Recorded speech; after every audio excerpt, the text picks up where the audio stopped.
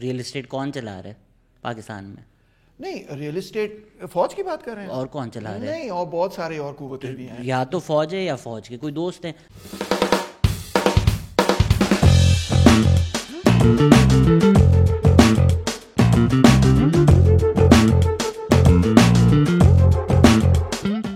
Hello السلام علیکم. ہم لاہور آ چکے ہیں. ڈے 2 شروع ہونے والا ہے.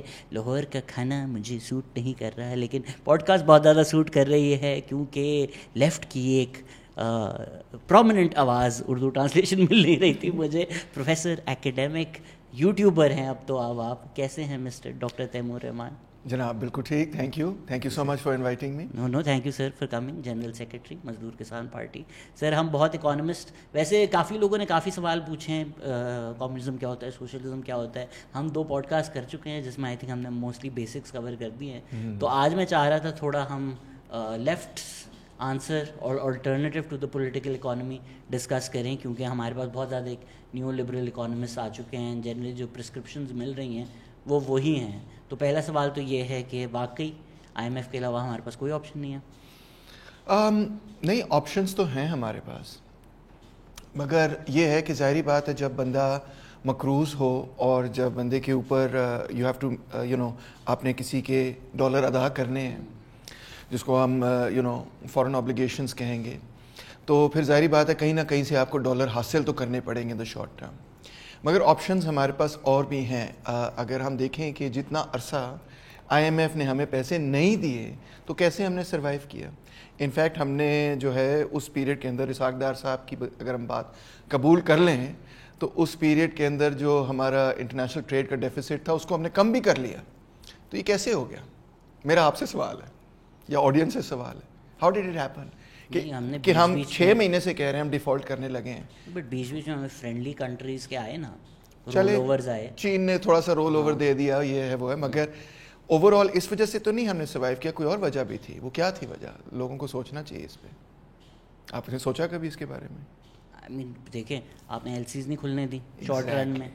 آپ نے امپورٹ کربس کیے. ایگزیکٹلی یہ بہت کی بات آپ نے کر دی، اور آپ you hit the Nile on the head جس کو کہتے ہیں کہ آئی ایم ایف جب آپ کو پیسے دیتا ہے تو آپ نے اس کی کنڈیشنز پڑھی ہوں گی. وہ یہ کہتے ہیں کہ آپ نے انٹرنیشنل ٹریڈ پہ کسی قسم کی کوئی قدغن نہیں لگانی. دوسرا وہ یہ کہتے ہیں کہ آپ نے ڈالر کو کسی طرح سے چھیڑنا نہیں. Let the market determine that. یعنی کہ وہ کہتے ہیں مارکیٹ جو ہے وہ انٹرنیشنل ٹریڈ کو ڈٹرمن کرے گا، مارکیٹ ہی ڈالر کے ریٹ کو ڈٹرمن کرے گا.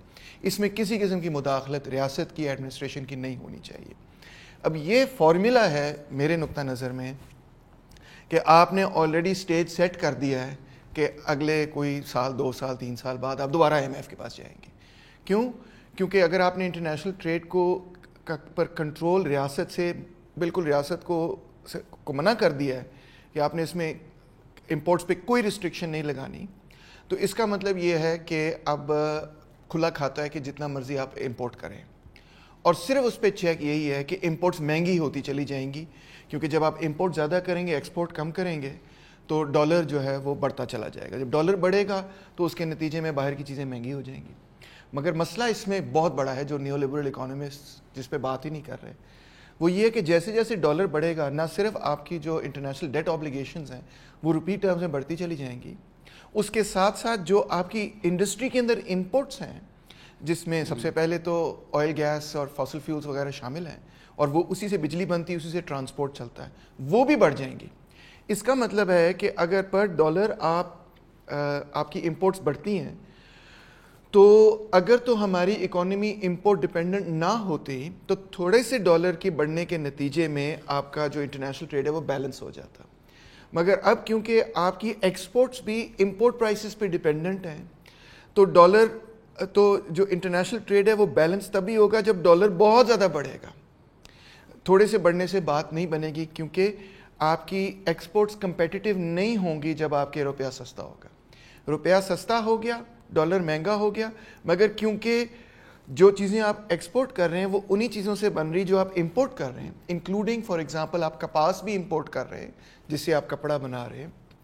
تو اس اور کیونکہ آپ کی بجلی جو ہے 65% وہ اب آئی پی پیز بنا رہی ہیں، اور وہ اکثر جو ہیں ڈیزل وغیرہ اور فاسل فیول سے بنتی ہیں. تو رزلٹ اس کا یہ ہے کہ ڈالر چڑھتا بھی ہے تو آپ کے جو ایکسپورٹس ہیں وہ کمپیٹیٹیو نہیں ہوتے. Before we get into the weeds of this, اگر آپ سجیسٹ کر رہے ہیں کہ آئی ایم ایف کے یہ نیفیریس ڈیزائنز ہیں کہ بھائی وہ ڈیلر ہے کہ ایک دفعہ آپ نشے پہ لگ جاؤ پھر لگے ہی رہو, تو ہم ہو گئے, ارجنٹینا ہو گئے, اس طرح کے کچھ ہمارے ہینری کسنجر جن کو باسکٹ کیس اکانومیز کہتے تھے, ہم ہی ہیں. باقی تو کافی ملک ہیں جو آئی ایم ایف کے پاس گئے, انہوں نے وہی ڈرگ دیا, ٹیکا لگایا, وہ ٹھیک ہو گئے. تو اگر اتنا ہی نیفیریس ہے تو ہمارے پیچھے کیوں پڑا ہوا ہے؟ نیفیریس نہیں ہے, اور نہ وہ ہمارے پیچھے پڑے ہوئے, بلکہ ان کی ایک یونیورسل پالیسی ہے, ایک میں کہوں گا ڈوگمیٹک پوائنٹ آف ویو ان کا ہے کہ free trait is the best. ٹھیک ہے, کہ مارکیٹ جو ہے وہ ڈالر پرائس کو ڈٹرمن کرے, مارکیٹ سے ہی جو ہے وہ انٹرنیشنل ٹریڈ وغیرہ ڈٹرمن ہو. اب ان سم کیسز یہ چل جاتا ہے کیونکہ وہ کنٹریز اتنی امپورٹ ڈپینڈنٹ نہیں ہیں جس طرح سے پاکستان ہے. So it depends on the structure of the economy, کہ کچھ اکانومیز جو ہیں اس میں وہ فری ٹریڈ کرتے ہیں, تھوڑا سا ڈالر چڑھتا ہے, اس کے بعد ان کا انٹرنیشنل ٹریڈ بیلنس ہو جاتا ہے. ہماری اکانومی میں وہ نہیں چل رہا ہے کیونکہ ہم جو ہیں وہ اتنے امپورٹ ڈپینڈنٹ ہیں کہ جب ڈالر چڑھتا ہے تو ہماری انٹرنیشنل ڈیٹ آبلیگیشنز بھی اتنی زیادہ بڑھ جاتی ہیں کہ ہم سے ادا نہیں ہوتی, اور ہماری جو انپٹس ہیں وہ ان کی پرائسز اتنی زیادہ بڑھ جاتی ہیں کہ ہماری ایکسپورٹس کمپیٹیٹیو نہیں ہو پاتی. اور بھی بہت سارے فیکٹرز ہیں اس میں, یہ صرف نہیں ہے. فار انسٹنس ارجنٹینا یا دوسری اکانومیز کو اگر آپ دیکھیں تو یہ دیکھنا پڑتا ہے کہ انہوں نے پیسے لیے, انہوں نے شارٹ ٹرم اپنے پرابلمس سالو کیے کیونکہ ان کو لیکویڈیٹی کا پرابلم تھا, مگر ان کی جو اکانومی کی گروتھ کا طریقہ کار ہے, فار انسٹنس کہ کیسے ان کا پورا جو ایک انفراسٹرکچر ہے, اکنامک انفراسٹرکچر ہے, وہ کیسے اپ گریڈ ہو رہا ہے, نئی ٹیکنالوجی کیسے آ رہی ہے, وہ سارا کچھ ان پلیس ہے تو وہ پھر تھوڑی سی ان پٹ سے اپنا کام چلا سکتے ہیں. ہمارا وہ سارا کچھ ان پلیس نہیں ہے, جس کے نتیجے میں ہم جو ہے وہ سکلکل ٹریپ میں پھنس جاتے ہیں. مجھے سے کہ ہمارا یونیک مسئلہ یہ ہے کہ کیونکہ امریکہ کے جیو پولیٹیکل انٹرسٹ ہیں, one can't deny M F پہ کافی انفلوئنس ہے, تو وہ جو ہمیں ایک ایزی منی آ رہی تھی اینڈ اس منی کے ایوس کوئی نہ ریسٹرکچرنگ کرنے کی ضرورت تھی, نہ دیکھنے کی ضرورت تھی کہ پیسہ جا کہاں رہا ہے, تو وہ جنگیں لڑنے کی وجہ سے ہم آئی ایم ایف کے دروازے کھلے ہوئے تھے تو وہ پیسہ آ رہا تھا, تو ہم نے کبھی کوشش بھی نہیں کی. نہیں, وہ پیسہ اور ہے اور یہ پیسہ اور ہے. وہ جو but I mean I M F پہ بھی ہمیں لینینسی تھی نا, لائک اسحاق ڈار اس دفعہ جب کہتے ہیں کہ اس دفعہ بڑی سختی ہے, نہیں اس دفعہ نارمل ہے, پہلے بڑی نرمی تھی. نہیں, اس دفعہ سختی کی ایک اسپیسیفک وجہ بھی تھی نا, وہ یہ تھی کہ پچھلی دفعہ آئی ایم ایف نے ہمارے ساتھ ایک اگریمنٹ کیا تھا جو پی ٹی آئی کی گورنمنٹ نے کلیئرلی وائلیٹ کر دیا, تو اس وجہ سے وہ ایکسٹرا کوشش تھے. یہ تو وہ انہوں نے کھل کے کہا ہے. ہم پہلے بھی وائلیٹ کر چکے ہیں, بٹ جب جنگیں ہو رہی ہوتی ہیں تو پھر وہ فرق نہیں پڑتا. یہ تو ہے, جنگیں جب ہوتی ہیں تب تو اور بھی ہمیں پیسے مل جاتے ہیں نا, صرف آئی ایم ایف منی نہیں ہوتا اس میں. انفیکٹ جب مشرف کے پیریڈ کے اندر آپ کو یاد ہوگا تقریباً تمام ہماری ڈیٹ ریسٹرکچر ہو گئی تھی, اور اس دفعہ ایک تو یہ ایکسپلسٹ معاملہ ہے کہ وہ کہتے ہیں آپ نے اگریمنٹ وائلیٹ کی ہے, اور میں یہ نہیں کہوں گا یہ کوئی کنسپیریسی ہے, یہ واقعی ایک حقیقت ہے, ہم نے وائلیٹ کی, جس کی وجہ سے آپ دیکھیں نا آئی ایم ایف کے نمائندے پیپلز پارٹی سے بھی جا کے ملے اور پی ٹی آئی سے بھی جا کے ملے. تو کیوں ملے وہ جا کے کہ اگر آپ کی حکومت آئندہ آ جائے تو آپ نے اب یہ اسٹینڈ بائی ایگریمنٹ وائلیٹ نہیں کرنا. انہوں نے کہا ہم وائلیٹ نہیں کریں گے. مگر دوسرا پہلو یہ تو اوپن اور کھلا پہلو ہے جو وہ خود کہہ رہے ہیں, اور اگر وہ خود کہہ رہے ہیں I have no reason to deny کہ وہ ایم ہی لگے ہوئے ہیں, صحیح کہہ رہے ہوں گے. دوسرا پہلو یہ بھی ہے جو آئی ایم ایف نے اشارتاً کہا ہے, اشاروں میں جو انہوں نے بات کہی وہ یہ کہ آپ چین کے پاس جائیں اور چین سے پیسے لیں یہ معاملات کو حل کرنے کے لیے. اب انٹرسٹنگ بات یہ کہ جیسے ہی ہماری ان سے نیگوسیشن ہو رہی تھی تو ساتھ ہی آئی ایم ایف نے رپورٹ اور پریس کانفرنس کی کہ جی 30% آپ کی ڈیٹ جو ہے وہ تو چائنا کی طرف ہے پروجیکٹ لونز کی شکل میں, تو آپ ان سے کہیں کہ ڈیٹ ریسٹرکچر کریں. تو this was a very clear signal کہ اندر کھاتے جو معاملہ ہے, مجھے تو ایسے محسوس ہوا کم سے کم کہ اندر کھاتے یہ بھی معاملہ ہے کہ جی پیسے تسی ساڈے تو لیندے ہو تے جاندے پھر تسی چین دے کول ہو, سی پیک کرتے پھردے ہو. تو اٹس ویری کلیئر کہ آلدو کبھی بھی ایکسپلسٹلی اسٹیٹ ڈپارٹمنٹ یا امریکہ یہ نہیں کہے گا, اور نہ انہوں نے یہ کہا ہے کہ جی سی پیک ہمیں نہیں چاہیے, چائنا انویسٹمنٹ ہمیں نہیں چاہیے, مگر اشاروں میں جو سگنلز مل رہے ہیں وہ اسی قسم کے ہی ہیں. اس میں علی آفتاب سعید جن کو میں بہت بڑا ایک سیٹرسٹ سمجھتا ہوں, ان کا ایک گانا ہے ٹیکا ٹیکا, جس میں ایک کووڈ کے ٹائم آئیڈیاز چل رہے تھے کہ ٹیکے سے مر جائیں گے. اس میں بڑی اچھی لائن ہے کہ تجھے چیزیں بیچنی ہیں جس نے وہ کہا تجھے مارے گا. So based on what you are seeing the philosophy is کہ بھائی ہم لوگ ہیں پاکستان میں وہ چیزیں خریدیں گے. تو ایسے کھلے رستے بناؤ کہ ہماری جو چیزیں ہیں وہ یہ خریدتے رہیں. Is that what the idea is? I think Ali Aftab کی کوالٹی یہ ہے کہ بڑی بڑی مشکل باتیں وہ بڑے آسان دریا کو کوزے میں بند کر دیتے ہیں. دریا کوزے میں بند, سمندر کوزے میں بند کر دیتے ہیں, اور مزاحیہ طریقے سے. It's wonderful and that's what you do as well. It's great. تو دیکھیں دو لیولز پہ ہمیں انالیسس کرنے کی ضرورت ہے. ایک تو وہ چیزیں جو اسپیسیفک ٹو پاکستان ہیں, اور اس میں نے جیسے کہا یہ سی پیک والا معاملہ ہے. ادروائز آئی ایم ایف کو کوئی خاص پرواہ نہیں کہ آپ پاکستان کوئی تھریٹ نہیں ہے کہ آئی ایم ایف نے ہمیں جو ہے وہ تباہ برباد کرنا ہے. اگر ایسا معاملہ ہوتا تو اب کیوں دیے پیسے؟ سو دس از کنسپیریسی تھیوری میں نہیں پڑھتا. جو انہوں نے خود کہی ہیں باتیں اسی کو آپ ایگزامن کریں. مگر دوسرا مسئلہ یہ ہے کہ I M F is committed to a free trade regime, اور یہ گلوبل پرابلم ہے. اور اس کے نتیجے میں گلوبل لیول پہ آپ دیکھیں کہ تھرڈ ورلڈ کے حساب و کتاب سے آپ دیکھیں تو ہاں کچھ ملک ہیں جو کہ تھوڑے سے قرضے لے کے بچ بھی گئے, مگر بیشتر ملکوں کا یہ حال نہیں ہے. بیشتر ملکوں کا حال یہی ہے کہ آئی ایم ایف آپ کو فری ٹریڈ رجیم کی طرف کمٹ کرتا ہے. وہ یہی دو تین باتیں کہتے ہیں. وہ نمبر ایک بات یہ کہتے ہیں کہ آپ نے انٹرنیشنل ٹریڈ پہ کسی قسم کے ٹیرف بیریئرز ڈیوٹیز نہیں لگانے, لیٹر آف کریڈٹ کے ذریعے کنٹرول نہیں کرنا. یہ بہت امپورٹنٹ پوائنٹ ہے. یہ جب تک ہم انٹرنیشنل ٹریڈ کو کنٹرول نہیں کریں گے ہم اس ڈیٹ سائیکل سے کبھی بھی باہر نہیں آئیں گے. یہ میرا دعویٰ ہے, یہ میرا کہنا ہے. چند ملکوں کے علاوہ there are always exceptions to the rule, کیونکہ کوئی نہ کوئی چیز ایسی ہو رہی ہوتی ہے جو اس کو وائلیٹ کر دیتی ہے. ہر سوشل سائنس میں آپ کو پتہ ہے کہ کوئی بھی ایک رول جو ہے وہ ہر کیس میں نہیں لگتا, مگر میجورٹی آف کیسز میں یہ ہے. نمبر ایک یہ. نمبر دو, یہ آئی ایم ایف آپ کو یہ سبق سکھاتا رہتا ہے, اور سارے آپ کو نیو لبرل اکانومسٹ یہ سبق سکھاتے ہیں کہ let the market control the dollar. میں کہتا ہوں بالکل ہی غلط سبق ہے, اور ایون ہمارے جو فائنینس منسٹرز ہیں وہ بھی یہ کہتے رہے ہیں کہ یہ غلط سبق ہے. ایون اسحاق ڈار بھی یہ کہہ رہا ہے کہ یہ بالکل غلط پالیسی ہے کہ جی ڈالر کو فری چھوڑ دو, جو مرضی وہ کرے پھرے, کیونکہ اس کا پاکستان کی معیشت پہ بہت شدید نقصان ہے.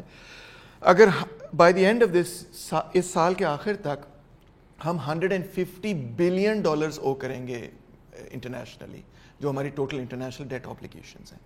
22 سے 24 بلین ڈالر ہم اس سال لیں گے. 3 بلین ابھی ہم نے لیا ہے آئی ایم ایف سے, مزید 6 بلین ابھی ہم نے اور لینا ہے انٹرنیشنل فائنینشیل انسٹیٹیوشن سے اور دوسرے ملکوں سے بھی. اس میں مڈل ایسٹرن کنٹریز نے کہا ہم بھی آپ کو دے دیں گے وغیرہ وغیرہ. ٹھیک ہے, تو یہ ٹوٹل ڈیٹ آبلیگیشنز آپ کی by the end of this financial year ہو جائیں گی $150 بلین. کوئی چھوٹا اماؤنٹ نہیں. اب جب ڈالر چڑھے گا اور 340 روپیز پہ پہنچ جائے گا تو یہ $150 بلین پہ روپے کے حساب سے کدھر پہنچ جائیں گے, آپ اس کا حساب کتاب کر سکتے ہیں.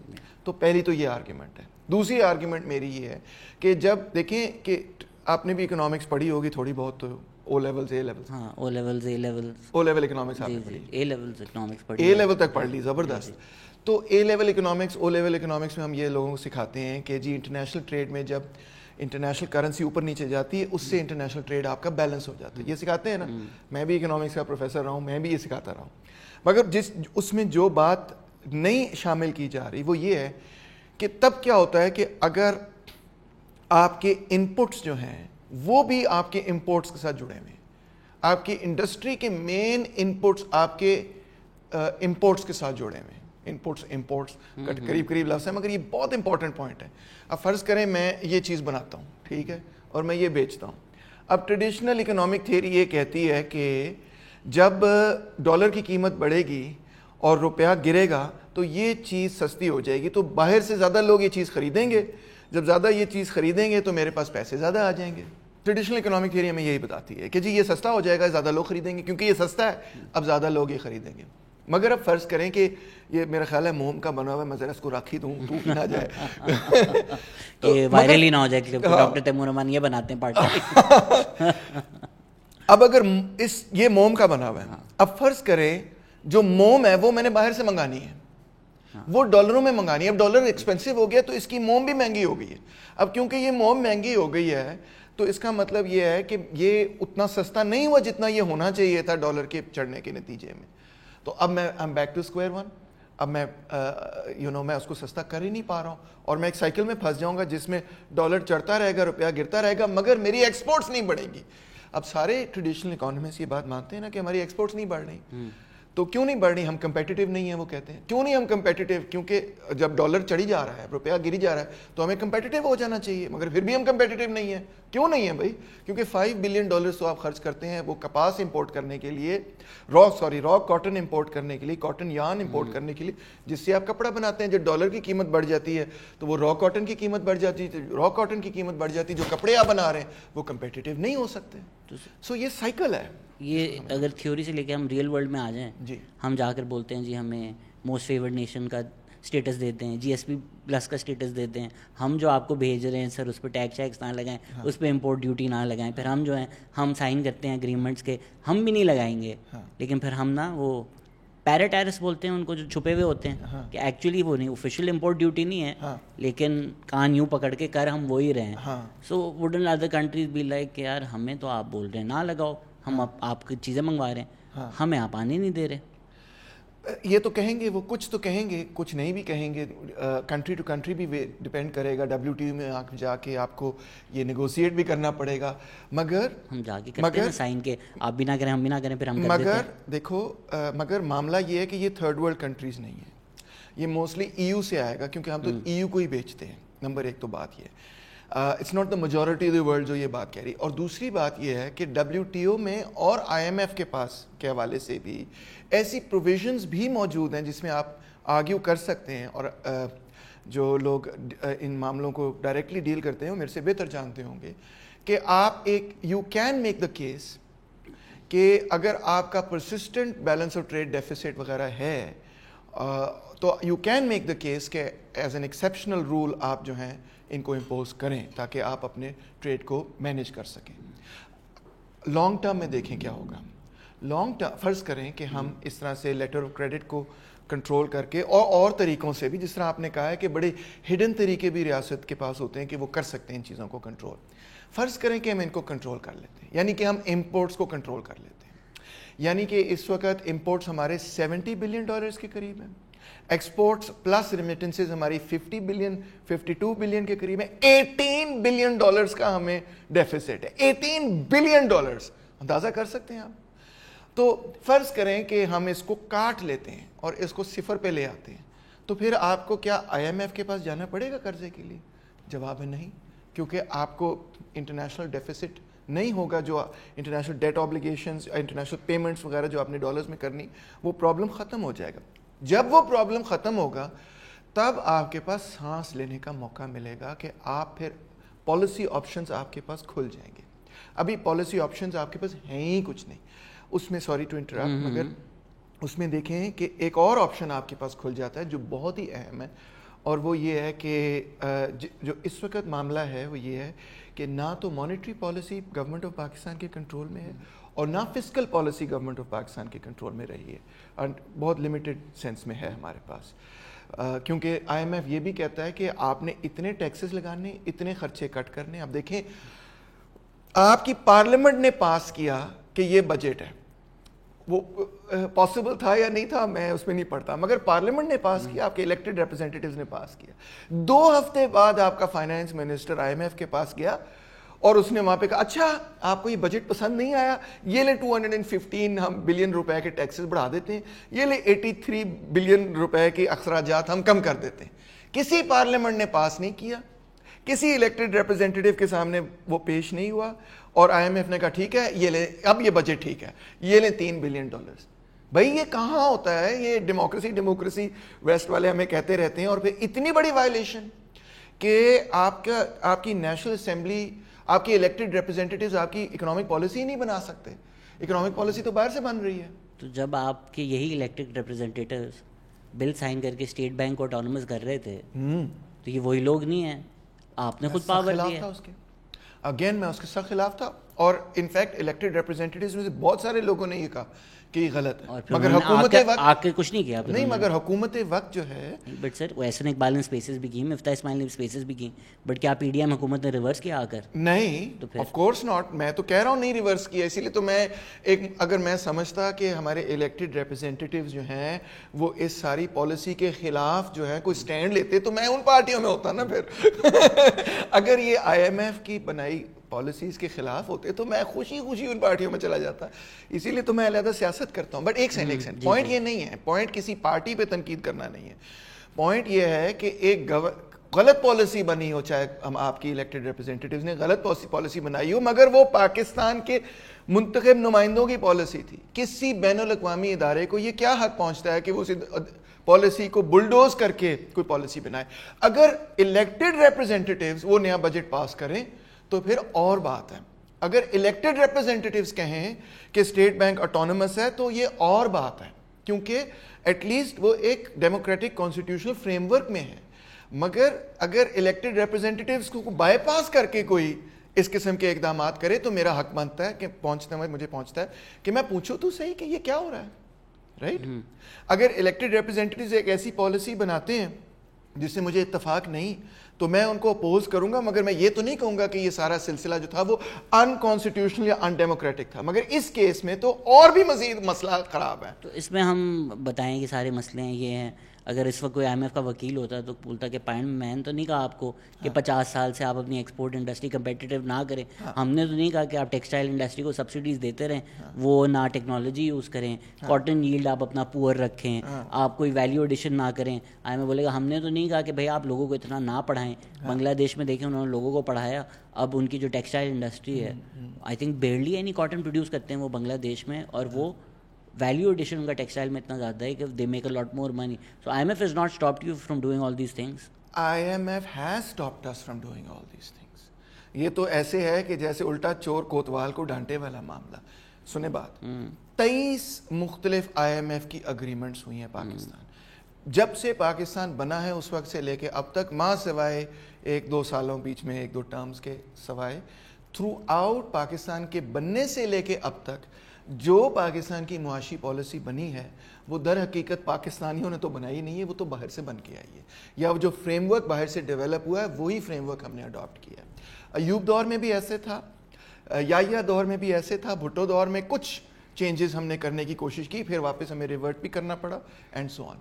مسلسل آئی ایم ایف جو ہے وہ ایک پالیسی ایڈوکیسی کر رہا ہے. کم سے کم پچھلے 40 سال سے جب سے ہم دیکھ رہے ہیں تو انہوں نے ایک فریم ورک جو ہے ہم پہ لاگو کیا ہے, اور وہ فریم ورک فری مارکیٹ والا ہے. یہی جس کا میں نے ذکر کیا کہ جی آپ نے ڈالر کو نہیں کنٹرول کرنا, فریلی فلوٹنگ کر دیں. کوئی بندہ اس ڈوگما کو چیلنج ہی نہیں کر رہا. کیوں فریلی فلوٹنگ کر دیں؟ یہ کون سی تختی پہ لکھا ہے کہ فریلی فلوٹنگ ہونا چاہیے؟ دوسرا یہ کہ جی امپورٹس پہ کوئی ریسٹرکشن ہی نہیں لگانی, یہ بھی ایک ان کا ڈوگما ہے ٹوٹل, کہ جی کوئی قدغن نہیں ہونی چاہیے انٹرنیشنل ٹریڈ پہ. اس سے یہ ہوتا ہے کہ وہ کمپنیز اور وہ بینکس اور وہ انٹرنیشنل فائنینشیل انسٹیٹیوشنز اور وہ انٹرنیشنل کیپٹل جو دھجیاں اڑا دیتا ہے پاکستان کی, وہ ان کے لیے پاکستان ایک کھلا کھیڑ ہوتا ہے. ہمارا کیپٹلسٹ ان سے کمپیٹ ہی نہیں کر سکتا, اڑ جاتا ہے. وہی کہتے ہیں کہ آپ نے جو ہے ایٹی سے کہہ رہے ہیں کہ جو فسکل ڈیفیسٹ ہے اس کو آپ نے کنٹرول کرنا ہے. ہر دفعہ آپ دیکھیں ان کی یہی ڈیمانڈ ہوتی ہے. اچھا, اس کا مطلب یہ ہے کہ آپ کی آپ کینزین فسکل پالیسی نہیں اپنا سکتے کیونکہ آپ آئی ایم ایف سے قرضہ لیتے ہیں. آپ ڈیفیسٹ اسپینڈنگ کر ہی نہیں سکتے اس ملک کے اندر. انٹرنل ڈیفیسٹ, باہر کی ڈیفیسٹ اسپینڈنگ کی بات نہیں کر رہا کہ باہر سے قرضہ لیں, اپنے عوام سے قرضہ لے کے اگر آپ ملک کی ترقی کرنا چاہیں وہ بھی نہیں آپ کر سکتے کیونکہ آپ نے آئی ایم ایف سے قرضہ لیا. اور آخر میں اسٹیٹ بینک کو آٹونومس کرنے کا مطلب یہ کہ آپ ایم ایم ٹی, جس کو ہم مانیٹری تھیوری کہتے ہیں, یا جس کو آپ پرانے زمانے میں ایکسپینشنری مانیٹری پالیسی کہتے تھے, وہ بھی نہیں آپ کر سکتے. تو نہ مانیٹری پالیسی آپ کے کنٹرول میں, نہ فسکل پالیسی آپ کے کنٹرول میں, نہ انٹرنیشنل ٹریڈ آپ کے کنٹرول میں, نہ آپ اپنے روپے کو کنٹرول کر سکتے ہیں کہ اس کے ساتھ کیا ہوتا ہے. تو آپ کے کنٹرول میں کچھ ہے ہی نہیں. جو مین لیورز ہوتے ہیں اکانومی, کوئی بھی اکانومسٹ جانتا ہے یہ مین چیزیں ہیں جو گورنمنٹ کر سکتی ہے اکانومی کو آگے بڑھانے کے لیے, وہ گورنمنٹ اور پاکستان کے کنٹرول میں ہی نہیں ہے. ہم اس کو سمجھ ہی نہیں رہے ہیں معاملے کو, جو ہمارے اکانومسٹ ہیں, کہ آپ کو تو نہیں مجبور کیا کہ آپ جائیں. اتنی اسٹوپڈ قسم کی آرگیومنٹ ہے یہ, کیونکہ دیکھیں نا, اگر آپ میرے قرضے میں گر جائیں تو اس کے بعد آپ نے قرضہ ادا کرنا ہی کرنا ہے. اگر آپ قرضہ ادا نہیں کریں گے تو میں آپ کا سارا کچھ بند کر دوں. دیکھیں مجبور آپ اکنامکلی ہو گئے, اور آپ جب بجٹ بناتے ہیں آپ بولتے ہیں شہر میں لوگوں کو پڑھانا ہے. بنگلہ دیش نے بھی تو کیا نا, یہ کرنے سے کون روک رہا ہے کہ اچھا لوگ پڑھیں گے تو وہ ویلیو ایڈیشن کام کریں گے. میں یہی بتا رہا ہوں نا, کون روک رہا ہے؟ جو آئی ایم ایف کنڈیشنز لگا رہا ہے آپ کی اکانومی پہ, تو اس کنڈیشنز کے حساب سے آپ کے پاس کوئی پیسے ہی نہیں کچھ کرنے کے لیے. حکومت کے پاس, آپ خود دیکھیں نا, حکومت کا بجٹ کون بنا رہا ہے؟ آپ تو نہیں بنا رہے, پارلیمنٹ تو نہیں بنا رہی, آئی ایم ایف بنا رہا ہے نا. آپ کے پاس روم ٹو منوور ہی نہیں بچتا. دیکھیں ڈاکٹر کیسر بنگالی بھی آئے تھے پوڈ کاسٹ پہ, انہوں نے بولا کہ آئی ایم ایف سے جا کر پوچھیں کہ وہ جب بولتے ہیں کہ یہ سب کرنا ہے تو کبھی وہ یہ کیوں نہیں بولتے کہ ملٹری اسپینڈنگ بھی کریں, کبھی اس کا ذکر نہیں کرتے. بٹ وہ نہیں بھی کرتے تو آپ کر لیں, آپ ملٹری اسپینڈنگ کم کریں, آپ وہ فنڈز جو ہیں وہ لگا دیں ایجوکیشن میں. آئی ایم ایف کبھی بھی آپ کو یہ نہیں کہے گا کہ آپ نے انٹرنلی اپنا بجٹ جو ہے وہ کس طرح ایلوکیٹ کرنا ہے. کسی بھی کنٹری کو انہوں نے یہ نہیں کہا. وہ صرف آپ کو یہ کہیں گے کہ جتنے آپ کے ٹیکسز ہیں اتنے ہی آپ کے اخراجات ہونے چاہیے. یعنی کہ وہ اس ساری کینزین پالیسی کو ختم کرنا چاہتے ہیں جس میں کہ آپ اپنے عوام سے قرضہ لے کے جو ہے اپنے ملک کو ڈیولپ کر سکتے ہیں, یا ایکسپینشنری مانیٹری پالیسی کے ذریعے آپ اپنے ملک کی ڈیولپمنٹ کر سکتے ہیں. یہ رستے انہوں نے بند کر دیے ہیں.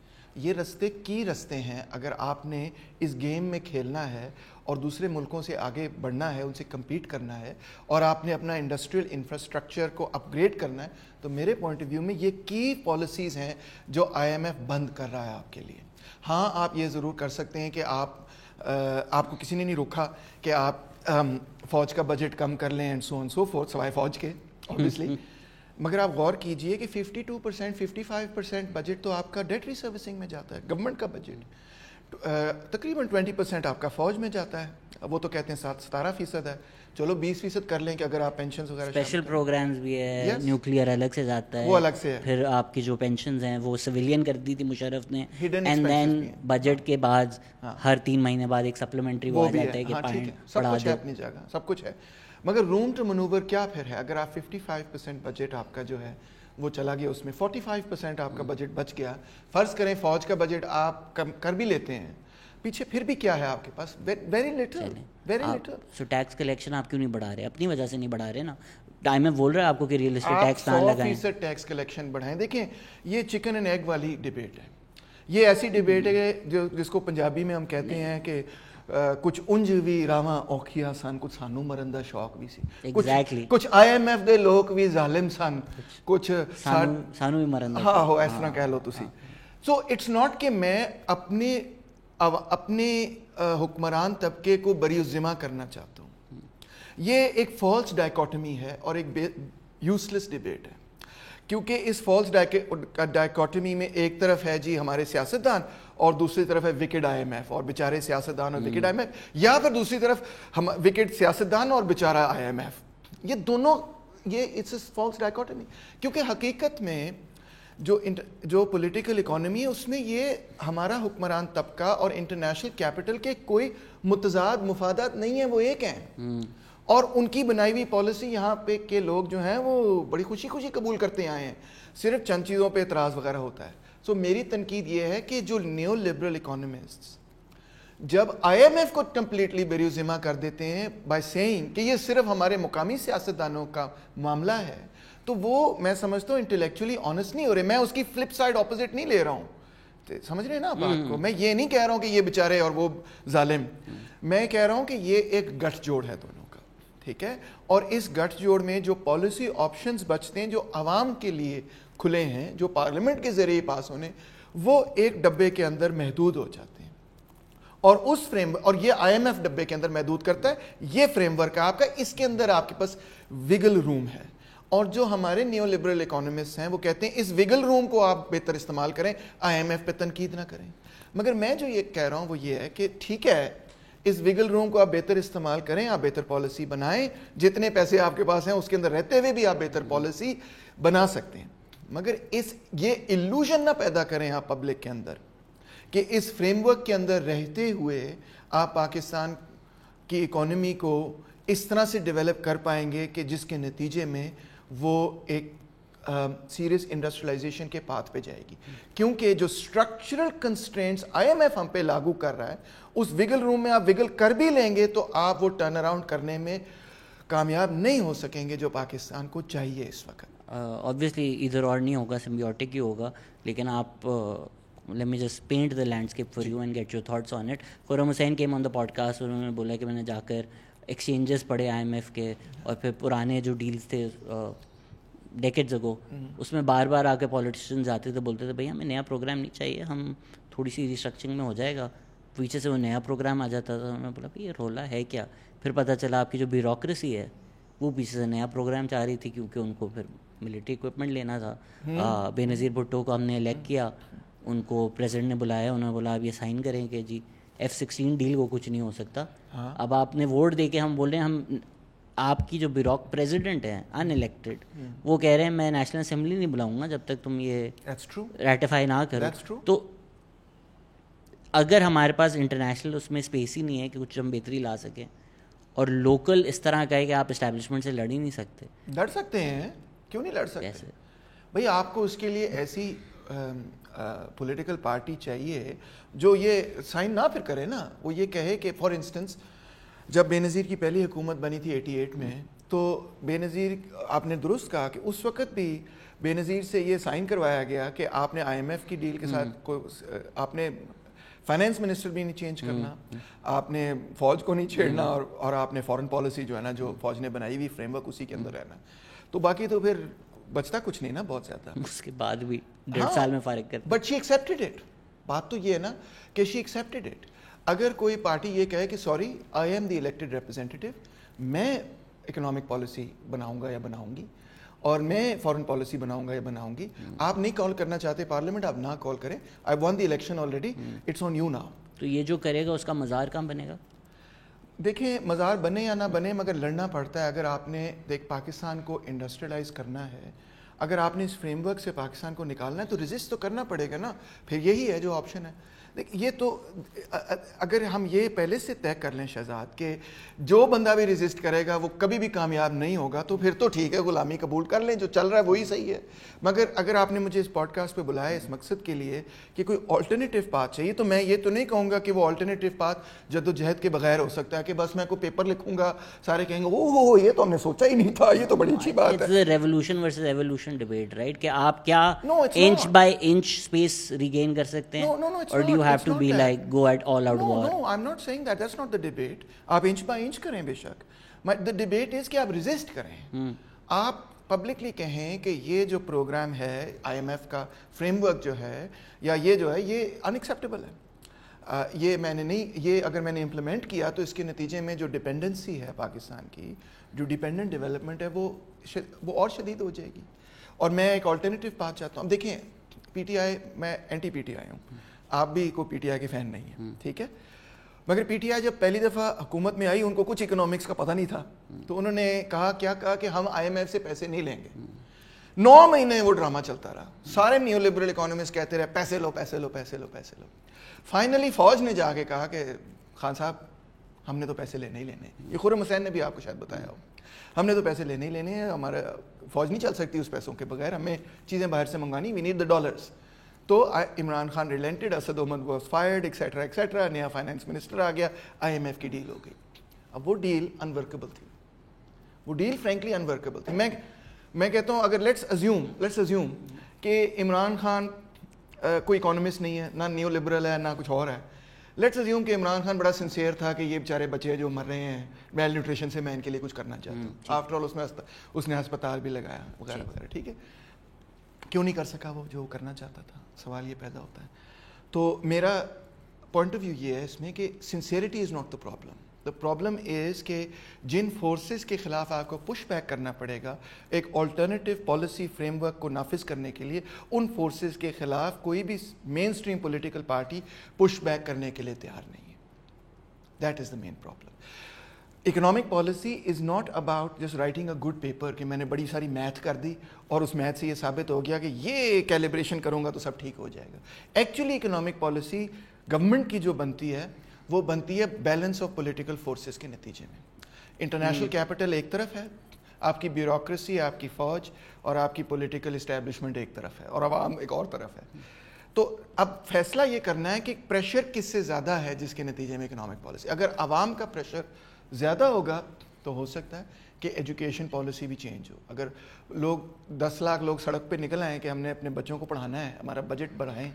اگر 1 لاکھ لوگ نکل آئیں کہ بھئی مہنگائی ہمیں نہ قبول نہیں ہے, ہم نہیں یہ بجٹ قبول کر سکتے جس میں مہنگائی ہو, تو پھر دیکھیں پھر فرق پڑتا ہے. ارجنٹینا میں ایسے نہیں ہوا کیا, لیٹن امریکہ پورے میں ایسے نہیں ہوا. پش بیک اتنا بڑا IMF کے خلاف تھا. شاویز اسی طرح اقتدار میں آیا, بولیویا میں اسی طرح سے ایوو مورالیس آیا, کتنے اور ملکوں کے اندر اس قسم کے, ایون میں کہوں گا Syriza in Greece and Podemos and so on, Corbyn وغیرہ, یہ سارا ہے ہی یہ چیز کہ اس نیو لبرل فریم ورک کے خلاف پش بیک ہے. تو جب تک پش بیک نہیں ہوگا تو وہ قوت ہی نہیں ہوگی جس سے آپ وہ سارا فریم ورک چیلنج کر سکیں گے. سو اس لیے یہ ایولیوشن ورسز ریولیوشن کی ڈیبیٹ نہیں میں کر رہا, مگر ڈیبیٹ میں یہ کر رہا ہوں کہ پبلک کو یہ سمجھنے کی ضرورت ہے کہ آپ کو ایک فریم ورک ایک ڈبے کے اندر بند کر دیا گیا اور آپ کو یہ سبق سکھایا گیا کہ اس کے علاوہ کوئی آپشن ہی نہیں ہے. میں یہ کہہ رہا ہوں اس کے علاوہ بہت آپشنز ہیں, مگر ان کے لیے پہلے تو پتہ کرنا پڑے گا کہ آپشن کیا ہے اور ان کے لیے اسٹرگل کرنی پڑے گی. اور اسٹرگل ہمیشہ یہ ہے کہ اسٹیپ بائی اسٹیپ بھی ہوتی ہے, بڑی چھلانگ بھی مارتی ہے. پبلک کو سمجھانے کے لیے اگر اوبیسلی تاریخ بتانا بہت ضروری ہے, لمبی تاریخ تو ہم نہیں کر سکیں گے, but lot of people also wanted to know and also want your thoughts on Bhutto's nationalisation. وہ ایک ایسا لفظ بنا ہوا ہے, وہ آپ کہیں مینشن کر دیں تو گالیوں کے علاوہ کچھ بھی نہیں پڑتا, بٹ اگر آپ if you listen to Yusuf Nazar, if you listen to Dr. Kaisar Bengali, you'll get an alternative view on all of these things. آپ کا کیا ویو ہے؟ میرا بھی یہ ویو ہے کہ یہ ساری ڈیبیٹ جو ہے نا اتنی غلط طریقے سے پیش کی گئی ہے پبلک کو کہ جس کی حد صاحب کو نہیں, ایون اسٹوڈنٹس کو. کیونکہ 72 میں نیشنلائزیشن ہو گئی تھی, ٹھیک ہے جی, اور 72 سے 73 کے اندر جب آپ اسٹڈی کرتے ہیں کہ اکانومی کیا کر رہی تھی, تو اکانومی بہت اچھا پرفارم کر رہی تھی, بڑا ہائی ریٹ آف گروتھ تھا, لو ریٹ آف گروتھ نہیں تھا.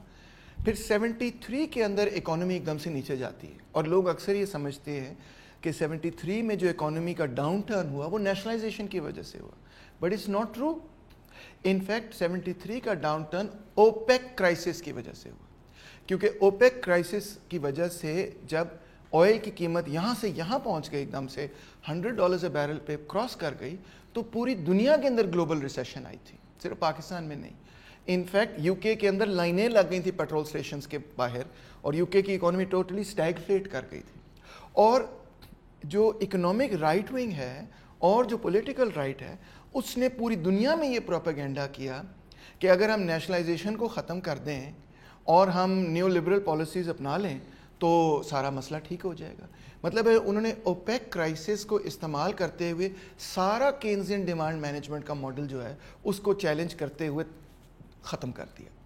76 تک Milton Friedman even wins the Nobel prize, اور اس کے بعد اٹس اے لینڈ سلائڈ, کیونکہ Reagan Thatcher won the election, اور اس کے بعد پوری دنیا کے اندر IMF نے بھی ہائی گیئر لگا دیا, NOS کو کلک کر دیا, اور انہوں نے کہا سارے کے سارے جو لوگ ہیں وہ اب یہ پالیسی اپنائیں گے کہ جتنی ڈیمانڈ مینجمنٹ ہے اس کو ختم کر دینا ہے.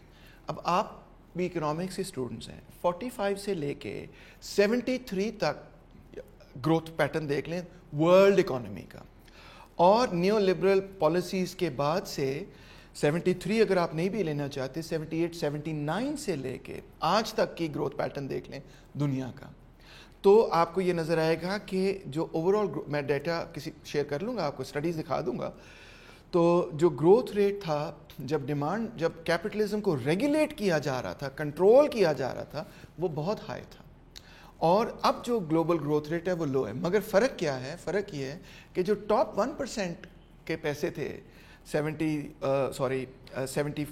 70s سے پہلے پوسٹ وار پیریڈ کے اندر, وہ اتنی تیزی سے گرو نہیں کر رہے تھے, کیونکہ پورا جو فوکس تھا اکنامک پلانرز کا وہ اس چیز پہ تھا, ٹیکسز کافی ہائی تھے, ڈیفیسٹ اسپینڈنگ کی جا رہی تھی, کنٹرول ایک طرح سے بہت اسٹرکٹلی کیپٹل کو ریگولیٹ کیا جا رہا تھا. ایون امریکہ کے اندر آپ دیکھیں کہ فائنینشیل سیکٹر پہ, بینکنگ پہ بہت اسٹرکٹ ریگولیشنز تھیں. یہ ساری ریگولیشنز ریموو کی گئیں. اس کے بعد ڈیریویٹیوز اور یہ وہ سب کچھ, انکریڈبلی اسپیکولیٹو اکانومی بنی.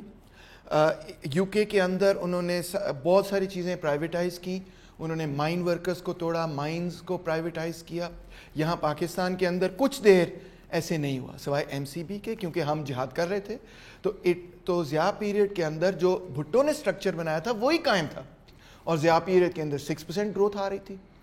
تو کوئی فرق نہیں پڑا اس سے کہ یہ تو نیشنلائز اسٹرکچر ہی تھا نا, کوئی پرائیویٹائزیشن نہیں ہوئی ضیاء پیریڈ میں سوائے MCB کے اور ایک آدھ اور چیز کے. ڈالرز بھی تو آ رہے تھے, ڈالرز بھی آ رہے تھے, اکانومی بھی گرو کر رہی تھی. تو اس وقت تو کسی نے نہیں کہا کہ جناب یہ تو ساری اکانومی تباہ ہوئی پڑی, کوئی بھی نہیں تباہ ہوئی پڑی تھی, گرو کر رہی تھی نا.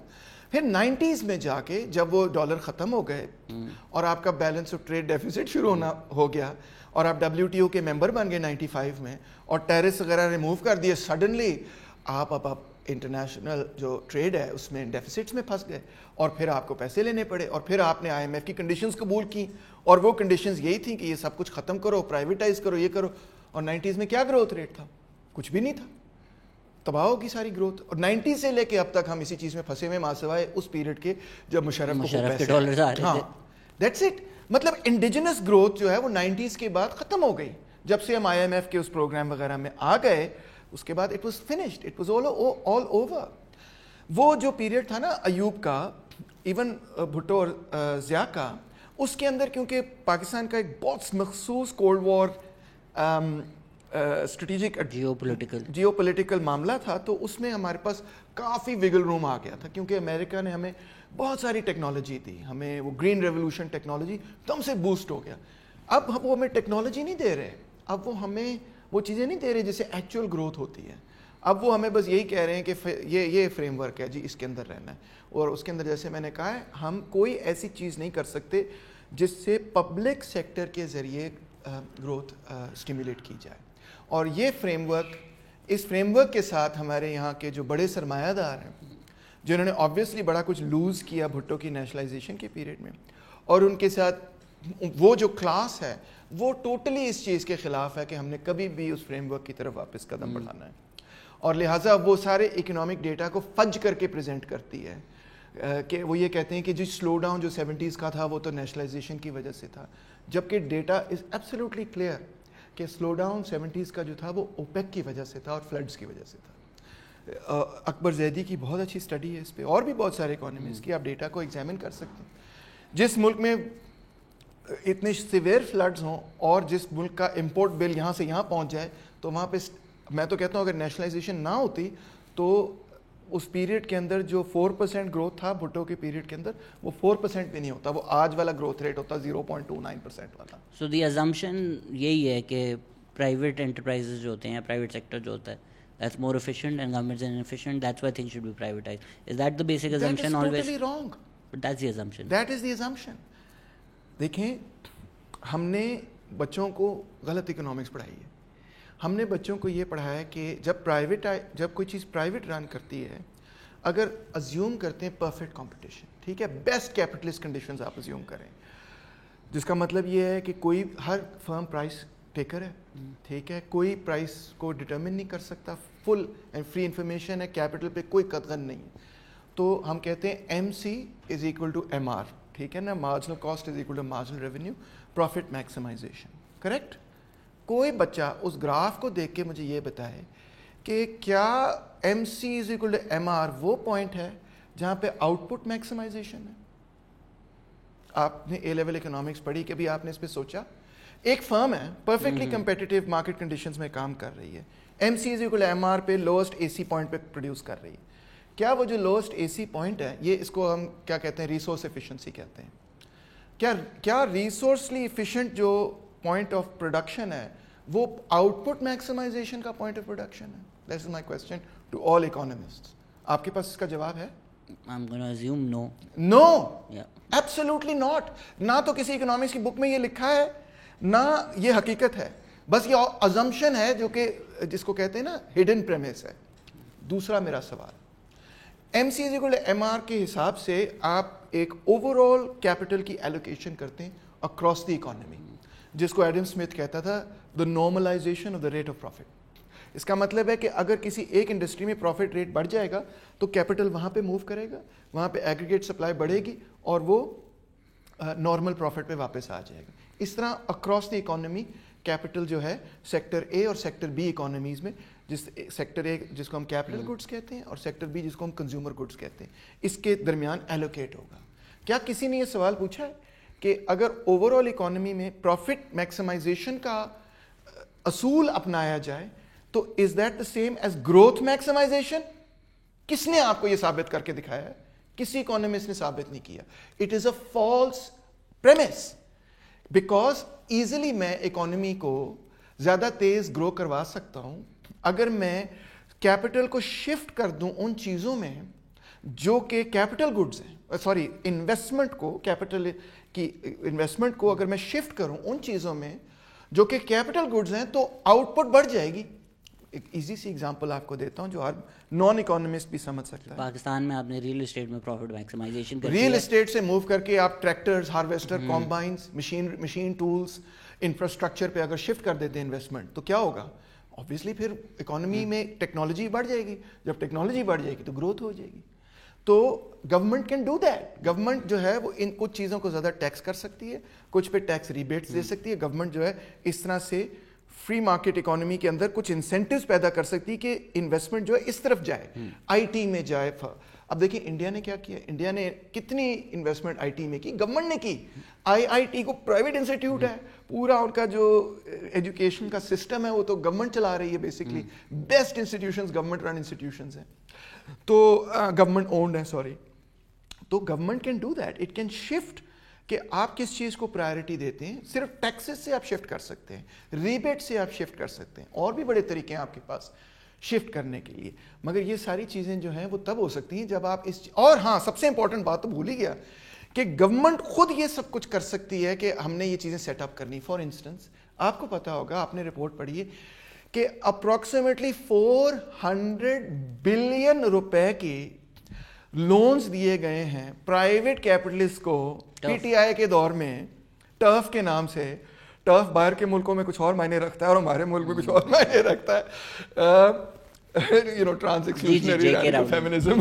جی جی جی انہوں نے پرائیویٹ کیپٹلسٹ کو دیے ہیں کہ آپ اپنا انفراسٹرکچر اپ گریڈ کریں, اور وہ جو ریئل انٹرسٹ ریٹ ہے اس میں کوئی انٹرسٹ ریٹ نہیں تھا کیونکہ 13% انفلیشن 11-12% انفلیشن تھی, تو کچھ میکسیمم جو انہوں نے چارج کیا وہ 5% انٹرسٹ چارج کیا, وچ مینس کہ اگر آپ اس پیسے کے ساتھ کچھ بھی نہ کریں, بینک میں ڈال دیتے ہیں, بینک میں ڈال دیں, اس میں بھی کوئی تو آپ زیادہ پیسے کما لیں گے, رائٹ. سو اینی وے اتنا آسان لون انہوں نے دیا. کہاں سے آئے پیسے آپ کیسے لوگ پوچھیں گے, یہ سارے پیسے کہاں سے آئے جو $400 بلین روپے کے لونز دیے, 3 بلین روپے کے لونز دیے, سوری $3 بلین کے لون دیے, 400 بلین روپے کے لون دیے, کہاں سے آئے؟ تو آپ کو پتا ہے یہ بینکس جو ہیں they can just create this money.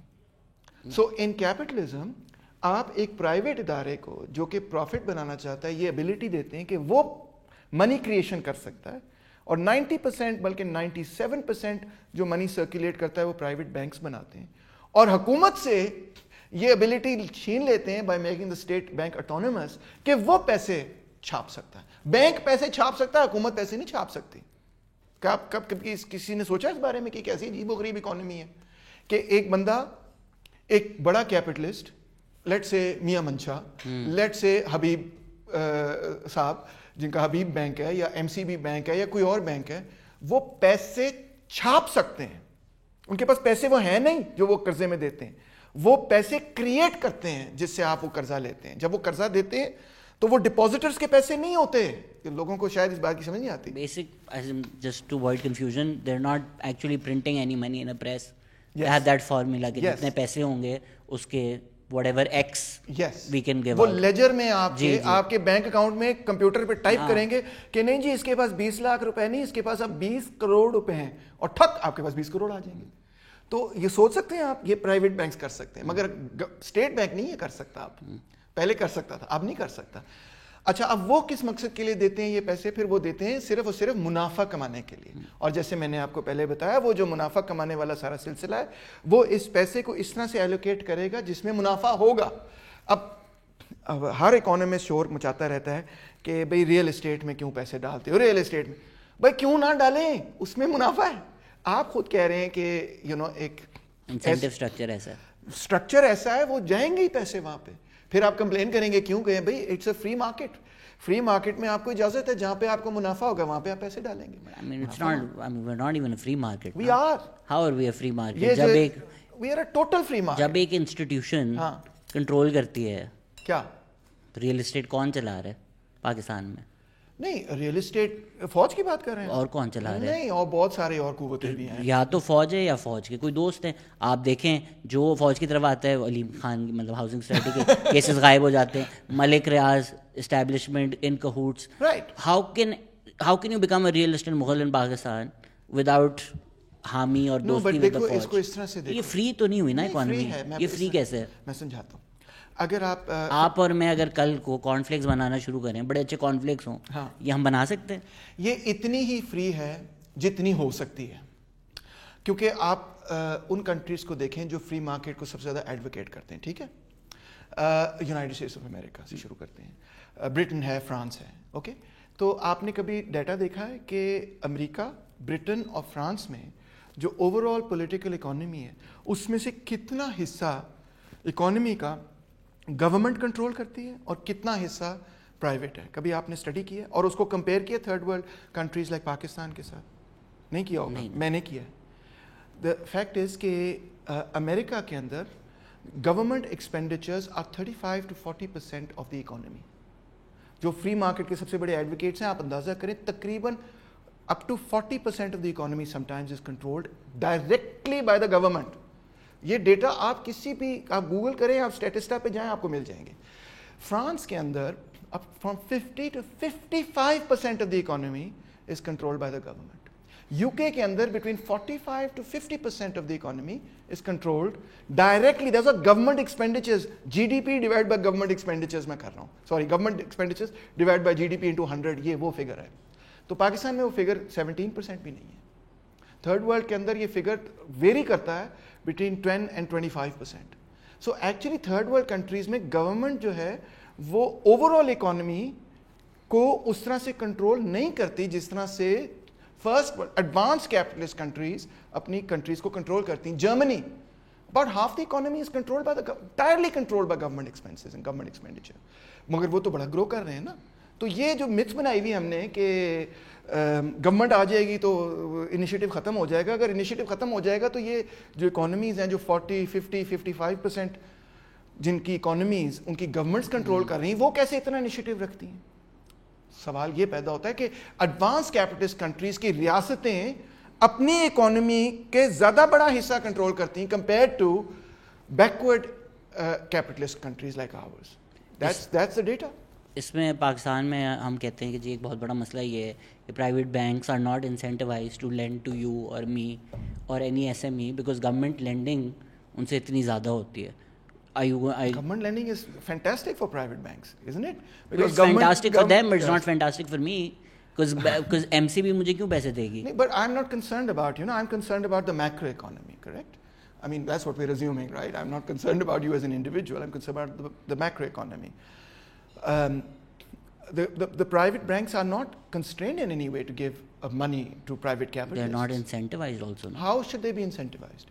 Was not this... اگر وہ اتنا پیسہ گورنمنٹ سے نہیں چھاپ رہے ہوتے. ایک second, was this not enough of an incentive کہ اسٹیٹ بینک آف پاکستان نے پرائیویٹ بینک سے یہ کہا کہ پرائیویٹ کیپٹلسٹ کو آپ نے وافر پیسے دینے ہیں at negative real interest rate. یہ انسینٹیو نہیں ہے تو اور کیا؟ وہی تو میں کہہ رہا ہوں کہ گورنمنٹ ان کو جو اتنے انسینٹیوز دیتی ہے ان کو یہ ضرورت نہیں پڑتی کہ ہم اسکیمیں بنائیں کہ اچھا کوئی ٹیک میں کام کرے, کوئی ہم ایک وی سی فنڈ بنا لیں. بینک تو کبھی نہیں اسکیمیں بناتے, دنیا میں بناتے ہیں. نو نو نو نو, ان کی ذمہ داری ہے نا ورلڈ وائڈ دینا.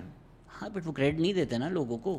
دیتے ہیں, یہ دیا تو ہے آپ کے سامنے 400 بٹ وہی کہہ رہا ہوں بلین روپے کا کریڈٹ دیا ہے سر ان کو, like the cream and the government. تو آپ کے خیال میں ویسٹ میں غریبوں کو کریڈٹ ملتا ہے؟ Of course you can go, of course. نہیں یار, you think in the U S سارا فائنینشیل سسٹم جو ہے بھائی جان وہ ٹاپ جو وہاں کی بزنس فیملیز ہیں وہ کنٹرول کرتی ہیں. وہ تو that is a very small percentage جو ورکرز کو اسٹاکس اور بانڈز وغیرہ مل جاتے ہیں یا موگیج وغیرہ گھر کا مل جاتا ہے. اوور آل فائنینشلائزڈ اکانومی کا, یو ایس کی اکانومی ہو, ٹائنی پرسنٹیج. بگ منی, یہ جو بڑے بڑے فائنینشیل انسٹیٹیوشنز ہیں یہ تو سارے وہاں کے بڑے بڑے خاندانوں کے ساتھ جڑے ہوئے ہیں, چھوٹے خاندانوں کے ساتھ تو ورکرز کو تو نہیں ملتے تھے. ورکرز, بٹ اگر آپ ایک کوئی بزنس پلان ٹائپ لے کے جائیں یا ہوم لونز ہوں, پورا امریکہ ہوم لونز پہ چل رہا ہے.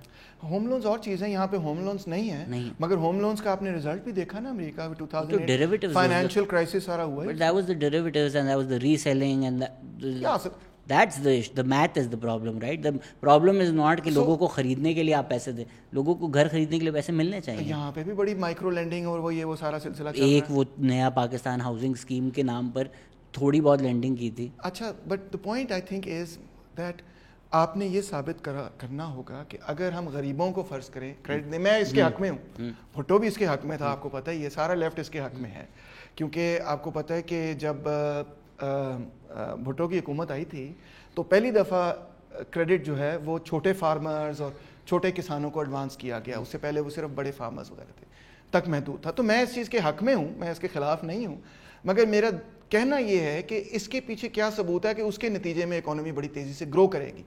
کیونکہ دیکھیں اکانومی کی گروتھ جو ہے وہ اس وقت ہوتی ہے جب نئی ٹیکنالوجی آپ کے پاس آتی ہے. آپ نے ابھی خود کہا کہ ریئل اسٹیٹ کے نتیجے میں اکانومی گرو نہیں کرتی کیونکہ وہ پروڈکٹیو انویسٹمنٹ نہیں. اب آپ کہہ رہے ہیں کہ اگر ہم ہوم لونز کر دیں تو اکانومی گرو کرے گی, وہ بھی تو credit head to the real estate sector. I wasn't just saying home loans, I'm also saying business loans, I'm also saying SMEs loans. ضرور دیں, میں تو اس پہ اعتراض نہیں کر رہا ہوں. ابھی تو آپ لونز کی بات کر رہے ہیں, but isn't there also evidence کہ جو ڈائریکٹ کیش ہینڈ آؤٹس تھے اس سے اکانومی گرو ہوتی ہے. تو وہ ڈائریکٹ کیش ہینڈ آؤٹس جن کو یو ایس میں, پاکستان میں تو اس لیول کی کانورزیشنز نہیں ہوتی. یو ایس میں جو آپ کی ریپبلکن پارٹیز ہے وہ کافی گالیاں دیتی ہے کہ آپ جو یہ فری منی دیتے ہیں اس کی وجہ سے انفلیشن ہوتی ہے. تو اگر ہم پاکستان میں دیکھیں, اگر کوئی لوگ کہتے ہیں بھائی آپ نے احساس کو ہینڈ آؤٹ کیے تو اس لیے انفلیشن ہو گئی, دیٹس نتھنگ کمپیئر ٹو جو آپ نے یہ بلینز دیے ہیں. Why would you not have inflation? Very true. اگر آپ نے $3 billion فری منی دے دیا, why would there not be inflation? Very true. But ایک بات میں یہ ضرور کہوں گا کہ یہ انفلیشن جو ہم نے پچھلے عرصے میں دیکھی تھی مینلی یہ ڈالر ٹائڈ ہے, کاسٹ پش انفلیشن تھی. But still I mean if you are increasing the money supply by a significant amount, one can assume کہ پیسے لے کے باہر بھاگ جائیں گے. بٹ بیسک اکنامکس تو یہی ہے نا کہ اگر آپ 3 billion آؤٹ آف نوویئر پمپ کر دیں گے تو انفلیشن تو ہوگی. انفلیشن تو ہوگی, مگر یہ اب دیکھو نا, میرا جو کہنا ہے وہ کچھ اور ہے جو شاید میں سمجھا نہیں سکا یا کہہ نہیں سکا یا میں سمجھ نہیں سکا. ہاں نہیں آپ میرے سمجھانے میں خرابی ہوگی. نہیں سر, میری غلطی, میری آج طبیعت ایسی ہے کہ سمجھ نہیں آ رہی چیزیں کم. نہیں آپ کی ہمت ہے کہ آپ پھر بھی لگے ہوئے ہیں. آ رہی ہے اسپیکٹر, ہاں مجھے نظر آ رہا ہے کہ میں سوچ رہا ہوں تھرو آؤٹ کہ یہ شہزاد جو ہے نا از ہی کرنجنگ ایٹ مائی آرگیومنٹس. میں نے جو پری پوڈ کاسٹ بولا تھا وہ میں ریپیٹ نہیں کروں گا ورنہ میں بھی کینسل ہو جاؤں گا. تو نو لک دی آئی تھنک ہم تھوڑا آف ٹریک ہو گئے نا. میرا جو آرگیومنٹ ہے وہ یہ ہے کہ ایکچولی میری آرگیومنٹ یہ ہے کہ اب آپ نے, میں کہہ یہ رہا تھا کہ جب آپ منی سپلائی کو پرائیویٹ بینکس کے ذریعے بڑھا سکتے ہیں اور اس کے ذریعے آپ بڑی مچھلیوں کو یہ پیسے دے رہے تھے, تو اس کا مطلب یہ ہے کہ ایکچولی آپ کے پاس یہ بھی وگل روم تھا کہ فرض کریں آپ یہ پرائیویٹ بینک سے نہ کرتے اور فرض کریں اسٹیٹ بینک آپ کے اپنے کنٹرول میں ہوتا. اب یہ بڑی ریڈیکل بات کروں گا, اکانومسٹ مجھے گالیاں نکالیں گے, ڈزنٹ میٹر, بٹ فرض کریں اسٹیٹ بینک آپ کے اپنے کنٹرول میں تھا, ٹھیک ہے, اور آپ فرض کریں کہ یہی 400 بلین روپے آپ جو ہے اسٹیٹ بینک جو ہے وہ اس کو منی سپلائی کو بڑھاتا, گورنمنٹ کو ہی دیتا, اور گورنمنٹ سے یہ کہتا کہ یہ سارے کا سارا آپ نے صرف اور صرف آئی ٹی کے اداروں کی, تعلیمی اداروں کی ڈیولپمنٹ پہ خرچ کرنا ہے, صرف یہ مینڈیٹ ہے آپ کا, کچھ نہیں اور اس کے ساتھ آپ کر سکتے. آپ فوج کو نہیں دے سکتے, آپ بیوروکریسی کو نہیں دے سکتے, آپ تنخواہ نہیں بڑھا سکتے, آپ نے صرف آئی ٹی کو یہ دینا ہے. یہ فرض کرو پالیسی بنتی تو اتنے سارے ادارے جس طرح سے انڈیا نے بنائے وہ بھی ہم بنا سکتے ہیں اور اس کے لانگ ٹرم بینیفٹس بھی ہمیں بہت بڑے. اسٹیٹ بینک کس حق سے یہ کر سکتا ہے؟ کر سکتا ہے نا, اسٹیٹ بینک یہ کر سکتا ہے کہ ہم آپ کو گورنمنٹ کو پیسے دے رہے ہیں اور ہم بتائیں گے کیسے اسپینڈ ہوگا. کر سکتا ہے نا اسٹیٹ بینک یہ اس لیے نہیں کر سکتا کیونکہ ہم نے جو اسٹیٹ بینک بنایا ہے انڈر کیپٹلزم, اس میں انڈر دی IMF رولز, اس کے پاس ایکسپینشنری مانیٹری پالیسی کی ایبلٹی نہیں ہے. مگر آپ دیکھیں جو چیز اسٹیٹ بینک نہیں کر سکتا, جو ہر اکانومسٹ کہتا ہے اسٹیٹ بینک اگر کرے گا تو انفلیشن ہو جائے گی, وہی چیز پرائیویٹ بینک کر رہا ہے اور پوری دنیا میں کر رہا ہے. اور اس کو جب کنٹرول کرنا, جب وہ انفلیشن پیدا کرتا ہے تو اس کو کنٹرول کرنے کا طریقہ کیا ہوتا ہے ہمارے پاس؟ انٹرسٹ ریٹ بڑھا دو, یعنی اکانومی کو سلو ڈاؤن کر دو. So let's say something very radical. کوئی ریڈیکل بات ہے. بریلینس بھی تو دیکھیں ان کی, ساتھ بیٹھے انہوں نے بولا یار ہم نے 21% کر دیا انٹرسٹ ریٹ, اکانومی کنٹرول نہیں ہو رہی, what solutions do you have? People are like let's radical rethink, let's نہیں سر اس دفعہ 22 کر کے دیکھ لیں, یہ کر لیتے ہیں, بتاؤ یار 22 کر دیا انہوں نے. Here's my radical rethink.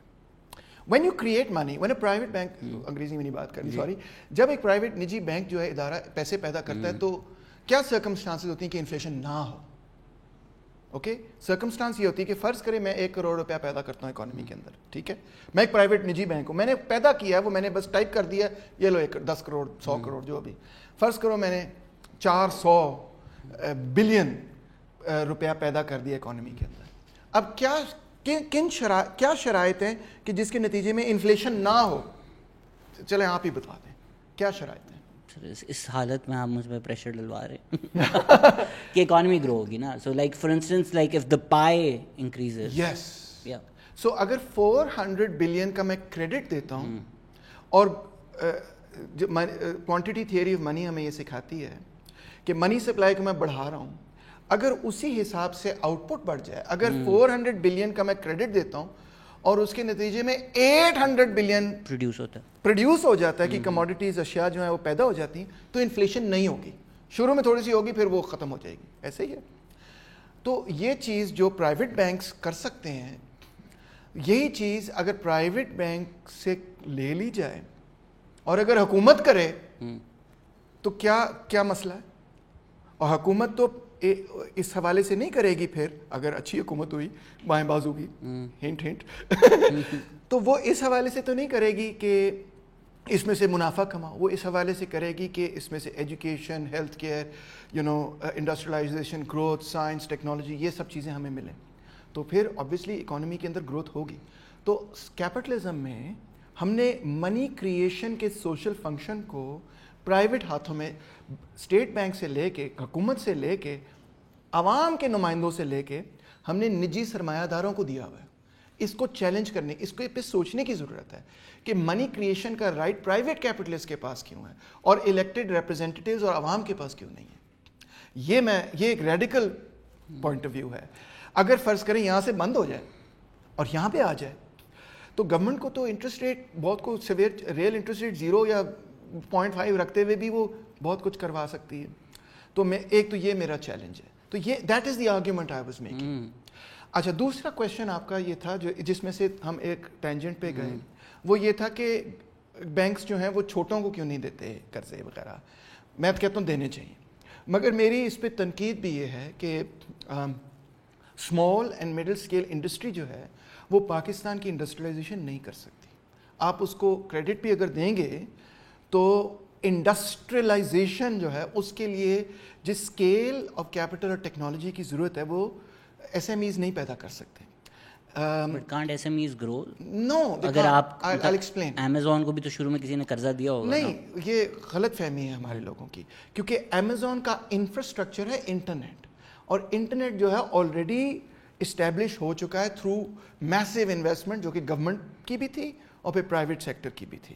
ٹھیک ہے, ARPANET and so on so forth. کوئی چھوٹا پیسے لے کر انٹرپٹ نہیں کرو, میں سمجھا رہا ہوں نا, پوائنٹ مین آئے گا پھر you can challenge it, otherwise you won't understand the argument. I'm trying to learn خود, بٹ چل بتائیں. I'm explaining. G, if you get this point then you'll be able to understand what I'm saying.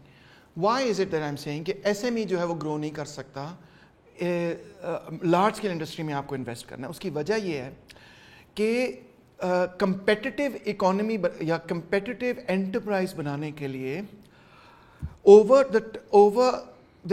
History, over a period of time, ایک certain minimum capital اور ایک certain kind of technology کی ضرورت پڑ جاتی ہے. فرض کریں آپ گاڑی بنانا چاہتے ہیں آج کے پیریڈ کے اندر, اور ورسز سمبڈی جو 19 سینچری میں گاڑی بنانا چاہتا تھا. 19 سینچری میں گاڑی بنانے کے لیے یہ جو جگہ ہے اسی میں مکینک گاڑی بنا سکتا تھا. وہ مہنگی ہوگی, اس پہ لیبر بہت زیادہ لگے گا, مگر وہ مارکیٹ میں بک جائے گی. آج کے پیریڈ کے اندر گاڑی بنانے کے لیے جو کہ اس ٹیکنالوجی سے کمپیٹ کر سکے, ایک سرٹن منیمم انٹری لیول ہے ٹیکنالوجی کا, جو اگر آپ کے پاس نہیں ہے تو آپ کی گاڑی وہ معیار کی نہیں ہوگی یا بہت مہنگی ہوگی, جس کی وجہ سے وہ ٹویوٹا یا باقی چیزوں کے ساتھ کمپیٹ نہیں کر پائے گی. کچھ سیکٹرز کے اندر جس طرح یہ چیز ہے, اس سیکٹر کے اندر ایس ایم ای چل جائے گا, کیونکہ یہ ہے ہینڈ میڈ چیز. ہینڈ میڈ اور کرافٹ کی چیز جو ہے نا, اس میں ٹیکنالوجی میٹر ہی نہیں کرتی, کیونکہ وہ ہم خریدتے اس لیے کیونکہ یہ مشین نے نہیں بنایا, یہ ہاتھ کا بنا ہوا ہے. اس میں ایس ایم ای چل جاتا ہے. مگر جیسے ہی ہم اس سے نکل کے اس میں چلے جائیں گے کہ یہ آم بنانی ہے, یہ مائکرو فون بنانا ہے, تب ایس ایم ای شور کے ساتھ کمپیٹ نہیں کر سکتا, ایس ایم ای روڈ کے ساتھ کمپیٹ نہیں کر سکتا. کیوں نہیں کر سکتا؟ کیونکہ ان کے پاس وہ ٹیکنالوجی ہے, وہ اکانومیز آف اسکیل ہیں, جس کے نتیجے میں وہ یہ پیس جو ہے کتنے کا ہوگا, یہ پیس $100 کا ہوگا, یہ $100 میں بناتے ہیں. جب SME یہ پیس بنائے گا نا تو ان کو یہ $500 کا پڑے گا, کیونکہ وہ نہ تو مٹیریل اس اسکیل پہ سستا خرید سکتے ہیں, نہ ان کے پاس وہ مشینری ہے کہ وہ یہ چیز جو ہے اتنی لو کاسٹ پہ بنا سکتے ہیں. دیٹس وائی اکانومی کی انڈسٹریلائزیشن کے لیے SME انسفیشینٹ ہے. لارج اسکیل انڈسٹری کی اور لارج اسکیل ٹیکنالوجی کی آپ کو ضرورت ہے.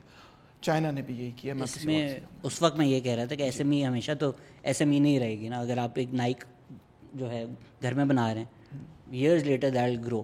سو لیٹس سے میں نائک دیکھوں, میں ایڈیڈاس دیکھوں, میں جوتے بناتا ہوں, میں سوچوں میں تو کبھی نہیں کمپیٹ کر سکوں گا, میں تو گھر میں بنا رہا ہوں, بٹ پاکستان سے کمپنی بنی ایٹمس. Good point. ٹھیک ہے, اب وہ کل کو جا کر now it's in the US it's growing. اگر وہ 5 سال بعد نائکی ہو, but price was in the only factor, right? They made a superior show. Okay look I put you this way. اگر تو آپ ایسے لوگوں سے کہتے ہیں کہ جی میں کسٹم میڈ جوتے بنا رہا ہوں, ہینڈ میڈ جوتے بنا رہا ہوں, تب آپ کمپیٹ کر لیں گے نائکی سے. مگر اگر آپ نائکی سنیکرز بنا رہے ہیں, ایڈیڈاس اسپیکرز کہہ رہا ہوں, Snickers. If you're making a better mousetrap, what do you mean? I mean whatever you're making is better, so price صرف نہیں بن جاتا نا. No, you can't make it better, na. That's the problem. Why can't you? Because اگر فرض کریں ایک standardise product ہے, hand crafted نہیں ہے, کسٹمائزڈ نہیں ہے. میں اسٹینڈرڈائز پروڈکٹس کی بات کر رہا ہوں. ہینڈ کرافٹڈ میں ایسے نہیں کہ اسٹینڈرڈائز میں بھی one can crack something else نا. اگر آپ ایک زمانہ تھا سر, ایک زمانہ تھا کوئی ڈبہ بناتا تھا جس میں اسٹوریج آتی تھی. کسی نے اگر دنیا میں کہیں بھی بیٹھا ہوا ہے, اس نے کریک کی ٹیکنالوجی, اس نے بولا جی میں آپ کو USB میں بنا کے دے سکتا ہوں یہ چیز. So they've cracked something. Yeah, they cracked the technology, then you need to buy that machinery. Otherwise, how are you going to do it? So میرا پوائنٹ یہی ہے کہ جب آپ اسٹینڈرڈائز پروڈکٹ بناتے ہیں, فرض کریں میں نے لوہا بنانا ہے, اسٹینڈرڈائز پروڈکٹ ہے, میں نے پانی کی بوتل یا میں نے ٹی وی بنانا ہے, ٹھیک ہے. اب ٹی وی جب میں ایک شرط ہے کہ SME جو ہے نا گرو کر سکتی ہے. آپ نے ایک بات ٹھیک کہی ہے کہ ایک شرط ہے کہ وہ چھوٹا پروڈیوسر جو بڑا اسمارٹ پروڈیوسر ہے وہ ان بڑی مچھلیوں سے کمپیٹ کر سکتا ہے. اور وہ میرے پہلے پوائنٹ سے جڑا ہوا ہے کہ اگر آپ اپنے امپورٹس بند کرا دیں, ریسٹرکٹ کر دیں باہر والے پروڈکٹس کو, کیونکہ اگر آپ نائکی کو اجازت دیں گے کہ وہ پاکستان آئے اور ایٹ دا سیم ٹائم آپ یہ کہیں کہ اسی اسٹینڈرڈائز چیز کے ساتھ کوئی چھوٹا کابلر کمپیٹ کر کے وہی جوتا بنا کے دکھائے مجھے, تو وہ نہیں جیتے گا. یا اگر آپ کہیں کہ پاکستان کے اندر گاڑی بنے گی اور وہ سوزوکی کے ساتھ کمپیٹ کرے, وہ نہیں کمپیٹ کرے گا انلیس اس کے پاس وہی ٹیکنالوجی ہو جو سوزوکی کے پاس ہے یا کمپیریٹیو ٹیکنالوجی ہو. یعنی میں کہہ یہ رہا ہوں دیر از این آرگیومنٹ کہ there is a minimum scale at which you have to produce in order to be competitive in the economy.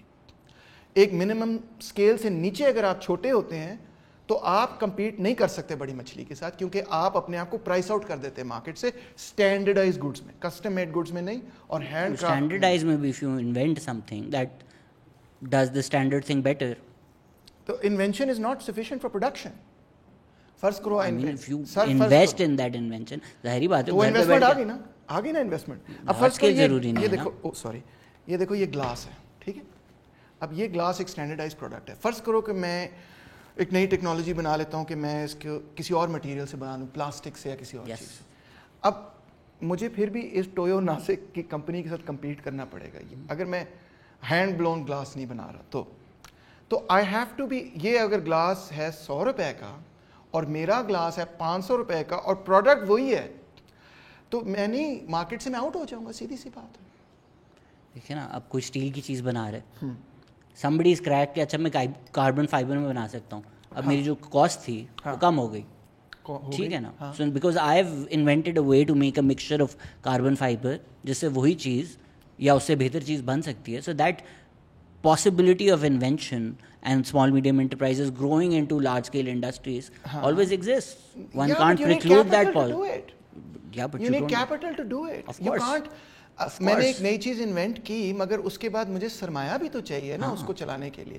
تو میری آرگیومنٹ تو یہی ہے کہ جو SME کا سرمایہ ہے, کیونکہ وہ چھوٹا کیپٹل ہے, the scale is insufficient to compete to get that kind of technology جس کے نتیجے میں پاکستان کی انڈسٹریلائزیشن ہو. ایک دیکھو, ایک آدھ انڈسٹری بڑھ سکتی ہے, میں یہ نہیں کہہ رہا. SME میں کوئی بڑا جینیس قسم کا انٹرپرینور ہے, وہ آ بھی سکتا ہے کہ وہ بڑی کیپٹلسٹ سے کمپیٹ کر دے, اپنے ورکرز کو نچوڑ لے یا کوئی نئی ٹیکنالوجی بنا لے, کر سکتا ہے, اس میں کوئی شک نہیں. مگر ہم یہ تو نہیں دیکھ رہے نا, ہم تو دیکھ رہے کہ پاکستان کی میکرو اکنامک ڈیولپمنٹ کے لیے ہم نے جو انویسٹمنٹ کرنی ہے چاہے وہ پرائیویٹ ہو یا پبلک ہو وہ کس سیکٹر آف انڈسٹریز میں جائے گی جس کے نتیجے میں گروتھ میکسیمائزیشن ہوگی. You can not create a national strategy for growth on the basis of individual genius کہ یہ پیدا ہو جائے گا اور یہ بڑی کر لے گا. You have to look at کہ overall economy کے اندر جو returns مل رہے ہیں آپ کو وہ کہاں سے returns in terms of not profit but in terms of growth وہ آپ کو کن سیکٹر سے ملیں گے. تو میرا یہ دعویٰ ہے, میرا یہ کہنا ہے کہ ہیوی انڈسٹری کے بغیر آپ گرو نہیں کر سکتے, آپ ایک انڈسٹریلائز سوسائٹی نہیں بن سکتے. اور ہیوی انڈسٹری کے لیے انفراسٹرکچر کے لیے آپ کو ایک سرٹن لوور لمٹ ہے جو آپ کو انویسٹ کرنا پڑتا ہے اس چیز کو اکنامکلی وائبل بنانے کے لیے. ایک ایگزامپل آپ کو دیتا ہوں. Isn't the increasingly digital world changing that اگر کوئی اسٹونیا میں بیٹھ کے اسکائپ بنا دیتا ہے کل کو ایک اتنی بڑی انڈسٹری بن جاتی ہے. پروگرام نا آپ سمجھ, وہ تو ایک پروگرام ہے نا. Yeah, but you can build a large scale company around that which adds to your economy. لوگوں نوکریاں ملتی ہیں. Not necessarily. دیکھیں ایک تو بات یہ کہ ایک دفعہ کسی ایک فیلڈ میں کوئی چیز اسٹیبلش ہو جائے, فار ایگزامپل سوشل اس میں کیا کہتے ہیں سوشل میڈیا میں لیٹ سے فیس بک اسٹیبلش ہو گیا ہے یا ٹویٹر اسٹیبلش ہو گیا یا اب تھریڈز آ گیا ہے کوئی اور آ گیا ہے, تو اس کے بعد ان کی ہیجیمنی کو توڑنا جیسے جیسے سوشل میڈیا ڈیولپ ہوتا جائے گا اتنا اور مشکل ہوتا چلا جائے گا.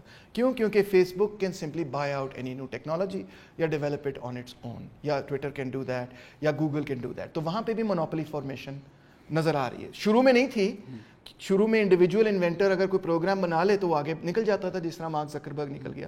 مگر جیسے جیسے اکانومی ڈیولپ کرتی چلی جائے گی تو اس کے اندر بھی کلوز آف ہوتا چلا جائے گا. یہی وجہ ہے کہ سوشل میڈیا میں آج کیا 4 کمپنیز ہیں جو 80-90% سوشل میڈیا کو کنٹرول کرتی ہیں. اس میں گوگل ہے, اس میں فیس بک ہے, اس میں یاہو تھا آئی تھنک, اب وہ بھی ناک آؤٹ ہو گیا. میٹا سوری ہاں اینڈ سو آن. 4 ہے نا بیسکلی. تو یوٹیوب وہ بھی شاید کسی اور نے, گوگل کا ہو گیا اب, پہلے یوٹیوب علیحدہ تھا. بس 4 ہیں مجھے. مائکروسافٹ ہے ہاں, اس کا سافٹ ویئر بہت بڑا ہے. تو خیر anyway 4 companies dominate 90% of the thing. Pure oligopoly بن گئی. So put a button into this discussion before I come into the questions. Is the prescription then کہ آپ جی protectionism کریں, اپنی انڈسٹریز بنائیں, اس لیول پہ لے کر آئیں کہ آپ گلوبلی کمپیٹ کریں, پھر ذرا کھولیں. یس, پروٹیکشنزم کریں اس مقصد کے لیے کہ سب سے پہلے تو انڈسٹریز کو تو چھوڑیں, وہ کمپیٹیٹیو ہوتی ہیں نہیں ہوتی وہ بات کا کویشچن ہے. مگر میں تو بہت سیدھی سی بات کر رہا ہوں کہ پروٹیکشنزم ایکسچینج ریٹ کو کنٹرول کریں, نمبر 1. نمبر 2, امپورٹس کو کنٹرول کریں تاکہ آپ پر انٹرنیشنل ٹریڈ ڈیفیسٹ نہ ہو, تاکہ آپ مجبور نہ ہوں کہ آئی ایم ایف کے پاس آپ جائیں. جب آپ آئی ایم ایف کے پاس جانے پر مجبور نہیں ہوں گے تو ان کے پالیسی فریم ورک کو قبول کرنا کوئی ضرورت نہیں بن جاتی ہے آپ کی. پھر آپ کیسر بنگالی کو بھی بلائیں اور خرم حسین کو بھی بلائیں, انہیں کہ اب ہمارے پاس ویگل روم اتنا بڑھ گیا ہے کیونکہ اب ہمارے پاس قرضہ نہیں ہے, یا قرضہ ہے مگر فوری قرضہ نہیں ہے کیونکہ ہم نے امپورٹ کاٹ دیے ہیں اور ہم نے وہ جو ٹریڈ ڈیفیسٹ تھا اس کو اڑا دیا ہے. اب ہمیں ضرورت نہیں ہے کہ ابھی ہم بھاگے آئی ایم ایف کے پاس جائیں کیونکہ ہم نے انٹرنیشنل فائنینشیل آبلیگیشنز میچ کرنی ہے. تو اب بتائیں کہ پالیسی کیا بنائی جائے. اب آپ کے پاس آپشن زیادہ ہیں, تو پھر بہتر آپشن جب ہوں گے تو پھر آپ زیادہ کچھ کر سکیں گے. Lot of people wanted to know کہ آپ کے جو پرائیویٹائزیشن آف پی آئی اے کے پہ اوپینینس تھے وہ کیوں ہیں, بٹ آئی گیس ہم نے کافی کور کر لیے ہیں کہ وہ کیوں ہیں. تو وہ اسپیسیفک پی آئی اے کا بتا دیں. ان دا کیس آف پی آئی اے کا معاملہ یہ ہے کہ پی آئی اے پیچھے چلا گیا, پورے ریجنس کی ایئر لائنس پیچھے چلی گئی ہیں انکلوڈنگ ایئر انڈیا جس کو پرائیویٹائز کیا پھر ریوائیو کیا ٹاٹاز نے. تو پی آئی اے بھی تباہ ہو گئی, اور بھی جتنے ایریا کے اندر ایئر لائنز ہیں وہ تباہ ہو گئی. اس کی ایک ہی وجہ ہے اور سب جانتے ہیں وہ وجہ جو ایئر لائن انڈسٹری سے تعلق رکھتے ہیں, اور یا اس کو میں کہہ دیتا ہوں 4 وجوہات ہیں. نمبر 1 یہ ہے ایمریٹس, نمبر 2 ہے قطر, نمبر 3 ہے سعودی عربین ایئر لائن, اور نمبر 4 ہے اتحاد. ان 4 ایئر لائنز نے ٹوٹلی ریجن کو میں تمام ایئر لائنز کو بالکل وہ کھا پی گئے ہیں. کیوں کھا پی گئے ہیں؟ کیونکہ they have the best airlines, they have the best aeroplanes, they have the best service, اور وہ ان کے ریٹس اتنے کم ہیں کہ جس کی حد حساب کوئی نہیں. اسٹیٹ اونڈ نا, and that is the kicker.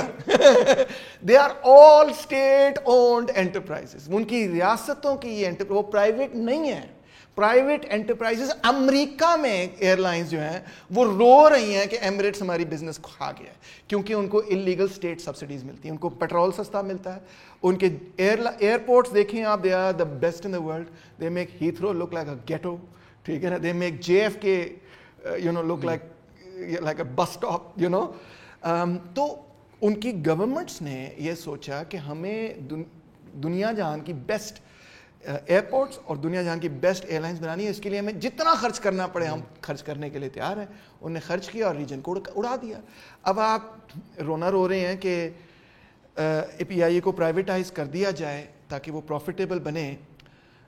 PIA profitable بن سکتا ہے چاہے وہ پبلک ہو یا پرائیویٹ ہو, مگر دونوں صورتوں میں شرط ایک ہی ہے. شرط یہ ہے کہ اس میں اتنی انویسٹمنٹ کرنے کی ضرورت ہوگی کہ وہ ایمریٹس, قطر, اتحاد اور سعودی عربین ایئر لائنس کے ساتھ کوالٹی میں کمپیٹ کر سکے. تو پھر نہ ہی سمجھیں, نہیں نہ سمجھیں. اگر آپ کے پاس ٹاٹا جیسا انویسٹر آ جائے, جس طرح ایئر انڈیا اس نے خریدا, انہوں نے خریدا اور خرید کے انہوں نے اتنی اس میں انویسٹمنٹ کی کہ وہ ایئر لائن واقعی اس لیول پہ لے آئے, تو پھر تو بھائی ہو سکتا ہے کہ یہ ہو جائے, ممکن ہو. ادروائز آپ کی گورنمنٹ انویسٹ کرے یا انویسٹ نہ کرے تو کم سے کم وہ کر لے جو IATA والوں نے ریکمینڈ کیا. وہ بہت اچھا پلان ہے by the way. International air travellers association نے جو پلان دیا ہے, it is an excellent plan. انہوں نے کہا ہے کہ یہ انہوں نے آئیڈینٹیفائی کر کے آپ کو بتایا یہ پروفیٹیبل روٹس ہے پا جی, یہ ان پروفیٹیبل ہیں, ان پہ یہ جہاز اگر آپ چلائیں گے تو آپ کو اتنے ایسٹیمیٹڈ کسٹمر مل سکتے ہیں. اس سے آپ 2026 تک PIA کو پیورلی پروفیٹیبل انسٹیٹیوشن بنا سکتے ہیں, گورنمنٹ اونڈ. اس کے لیے آپ یہاں سے آپ کو میرے خیال ہے انہوں نے کہا 29 شاید, پتہ نہیں کتنے, انہوں نے کہا اتنے آپ کو جہاز ڈرائی لیز پر اور ویٹ لیز پر لینے پڑیں گے. وہ یہ ہوتا ہے کہ آپ فائنینس کرتے ہیں کہ آپ جہاز لیتے ہیں اور جہاز سے جو ریونیو بنتی ہے وہ اسی سے آپ اپنا قرضہ اتارتے ہیں, تو اس طرح آپ اس کو فائنینس کر سکتے ہیں. اتنے آپ کو نئے جہاز چاہیے, 23 کہے تھے, مجھے بھول گیا, اتنے آپ کو نئے جہاز چاہیے. ان روٹس پہ آپ نے جہاز چلانے, یہ جہاز آپ نے ریٹائر کرنے, یہ روٹس آپ نے ریٹائر کرنی ہے. ہاں, اور 3 سالوں کے اندر PIA پروفیٹیبل ہو جائے گا. اتنا اچھا پلان ہے. اچھا, پرائیویٹائز والے جو مسئلہ ہے نا وہ یہ ہے, کیا ہوگا اگر ہم PIA کو پرائیویٹائز کرتے ہیں, بشرط ہے کہ اگر تو آپ کے پاس اتنا بڑا انویسٹر ہے کہ وہ 23 نئے جہاز لے کے IATA والا پروگرام کر دیتا ہے, تو پھر تو PIA چلتا رہے گا. ادروائز پتہ ہے کیا ہوگا شہزاد, یہ ہوگا کہ جو بندہ اونے پونے دام PIA کو بندہ خریدے گا, گورنمنٹ کے لوگ یہ سوچیں گے کہ بس انہوں مگروں لاؤ تاکہ جو ہمارا لاس ہے وہ ختم ہو. وہ مفتاح صاحب نے تو یہ کہا میں 1 روپے کا بیچنے کے لیے تیار ہوں کیونکہ مجھے لاس نہ تاکہ گورنمنٹ کو اٹھانا پڑے. اونے پونے دام جب یہ لوگ بیچیں گے نا اس کو, تو جو بندہ خریدے گا نا وہ پھر کیا کرے گا, وہ پھر اس کے ایسیٹس جو ہے نا بیچنا, توڑ کے اس کو بیچ کے ختم کر دے گا, اور it will be the end of that airlines. اور وہ اس میں سے خوب پیسے کما لے گا ایسیٹس توڑ کے, کیونکہ بہت ساری پرائیویٹائزیشن میں یہی ہوا ہے. اونے پونے دام لوگوں نے چیزیں خرید کے ان کے ایسیٹس کو توڑ کے مارکیٹ پہ بیچ کے خوب پیسے بنا لیے, اور وہ انٹرپرائز ہی تباہ ہو گئی. That's not a solution to me. Let's run through these questions. Okay. Considering the stronghold of the military, can democracy work? Yes, you have to have a strong democratic movement. جمہوری قوتیں جب طاقتور ہوں گی تو جو اسٹیبلشمنٹ ہے ان پہ پریشر ہوگا کہ یہ آپ کا کام نہیں ہے, یہ عوام کے منتخب نمائندوں کا کام. How was his experience at May Day bookstore in Delhi? Oh, beautiful. یار وہ کیا بک اسٹور ہے. ایک تو وہاں کتابیں بڑی مزیدار ہیں, دوسرا انہوں نے پورا میرا لیکچر ایک آرگنائز کیا, کلاس اسٹرکچر آف پاکستان, جو میرے PhD تھیسس اور کتاب بھی تھی, اور پھر ہم نے ایک امپرومپٹو وہاں پہ لال کے گیتوں کی گگ بھی چھوٹی سی کی. Beautiful place. سویٹ. انڈیا سے ریلیٹڈ کوئی آپ کے تھاٹ جاننا چاہ رہا تھا انڈین کمیونزم پہ, اور وہ کہہ رہا تھا میں کیرلا گیا ہے نا, واز ویری سرپرائز ٹو سی کہ پرائیویٹ امپلائیز گورنمنٹ امپلائیز ساتھ کام کر رہے ہیں. ہاں, کیرلا, ایک تو لوگوں کی یہ کوئی غلط فہمی ہوتی ہے ہم کمیونسٹوں کے بارے میں کہ جیسے کمیونزم ہمارے لیے کوئی مذہب ہے. ہے تو نہیں ہے, میں کہہ رہا ہوں نا آپ کو, یعنی کہ اس سینس میں کہ اگر کہیں پہ کوئی پرائیویٹ انٹرپرائز آ گئی تو یہ کوئی کفر ہے یا کوئی سن ہے. That's not how communist actually think. اگر آپ ویتنام میں دیکھیں, چائنا میں دیکھیں, کیرلا میں دیکھیں, ویسٹ بنگال میں دیکھیں, ہر جگہ دیکھیں, that's not how we think. ہم یہ سمجھتے ہیں کہ جو کیپٹلزم ہے اس کا بھی ایک تاریخی کردار رہا ہے اور ایک امپورٹنٹ رول رہا ہے ہسٹری میں, اور مارکس خود کیپٹلزم کے رول کو اپریشیٹ کرتا ہے. اور ہم سمجھتے ہیں جب بیکورڈ اکانومیز کے اندر سوشلسٹ اقتدار میں آتے ہیں تو ہمارے اندر اتنی فلیکسیبلٹی ہونی چاہیے کہ ہم اس چیز کو ریکگنائز کریں کہ کچھ سیکٹرز میں ابھی کیپٹلزم ہی چلے گا. میں آپ کے پروگرام پہ آ کے ہی کہہ رہا ہوں, فرض کریں میں کل کو اقتدار میں آ جاتا ہوں تو میں پوری کی پوری اکانومی کو نیشنلائز نہیں کروں گا بھائی جان. میں یہ نہیں کروں گا کہ کوئی بھی چھوٹا موٹا ایس ایم ای سیکٹر ہے اس کو نیشنلائز نہیں کریں گے ہم, ٹھیک ہے, کی انڈسٹریز کو نیشنلائز کریں گے شاید, اور وہ بھی دیکھ کے کیئرفلی ایک پلان کے ساتھ, اور جو انڈسٹریز ٹھیک کام کر رہی ہیں انڈر دا پرائیویٹ سیکٹر ان کو نہیں چھیڑیں گے. تو ہم بھی یہ سمجھتے ہیں کہ ایک بیکورڈ سوسائٹی میں in the first period of the revolution آپ ایک مکسڈ اکانومی ہی بنائیں, اور اس میں سے پھر انڈسٹریلائز کرتے ہوئے جب اکانومی انڈسٹریلائز ہو جائے تو پھر آپ جو ہے ایک ایسی پوزیشن میں آتے ہیں جس میں آپ ایڈوانس سوشلزم کر سکتے ہیں. تو یہی اب فار انسٹنس ویتنام بھی کر رہا ہے, اور بہت کامیابی سے انہوں نے اپنی اکانومی کو 75 میں وہ آزاد ہوئے, اور اب ان کا اسٹیٹس دیکھیں, مکسڈ اکانومی چلا رہے ہیں وہ, مگر they have progress like crazy. Kerala میں بھی یہ ہے, اور اتنی ہائی ایچ ڈی آئی ہے ان کا, ایجوکیشن, ہیلتھ کیئر, گروتھ, ہر اعتبار سے دے آر سکسیزفل. تو ہمارے لیے یہ کوئی کفر نہیں ہے کہ اگر کوئی مکسڈ اکانومی بن جائے تو نو پرابلم, کچھ چیزیں مکسڈ ہی چلیں گی for a period of history until یہ بیکورڈ سوسائٹیز انڈسٹریلائز ہو جائیں. What is the viable political strategy for smaller parties? I think social media is a phenomenal thing for smaller parties.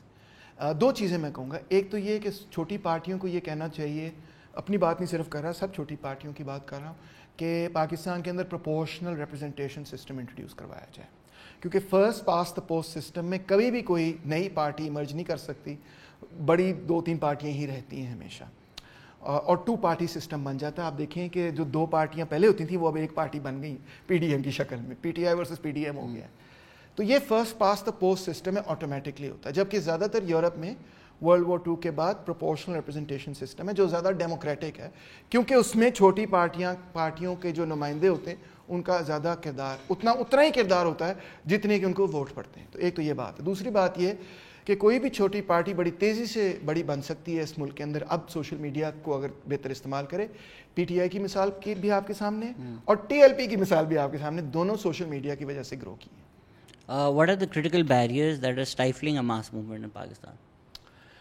I think جو انتہا پسندی اور مذہبی انتہا پسندی وہ سب سے بڑا بیریئر, نظریاتی بیریئر ثابت ہو رہا ہے. اس کی وجہ سے فرقہ واریت بہت پھیل چکی ہے, اور اس کی وجہ سے لوگ جو ہیں وہ معاشی معاملات کو دیکھنے سمجھنے اور ان پہ جدوجہد کرنے کے بجائے کچھ ایسے معاملات پہ جدوجہد کر رہے ہیں جس میں وہ سمجھ یہ رہے ہیں کہ ان کو آخرت میں جنت نصیب ہوگی, مگر حقیقت میں وہ پاکستان کے اندر فرقہ واریت پھیلانے کے علاوہ اور کچھ بھی کرنے میں کامیاب نہیں ہے. اس کی مثال ہمیں ابھی پارا چنار میں بھی مل جاتی ہے. دوسری بات یہ کہوں گا کہ جو ایتھنک سوچ ہے وہ بھی ایک بیریئر ہے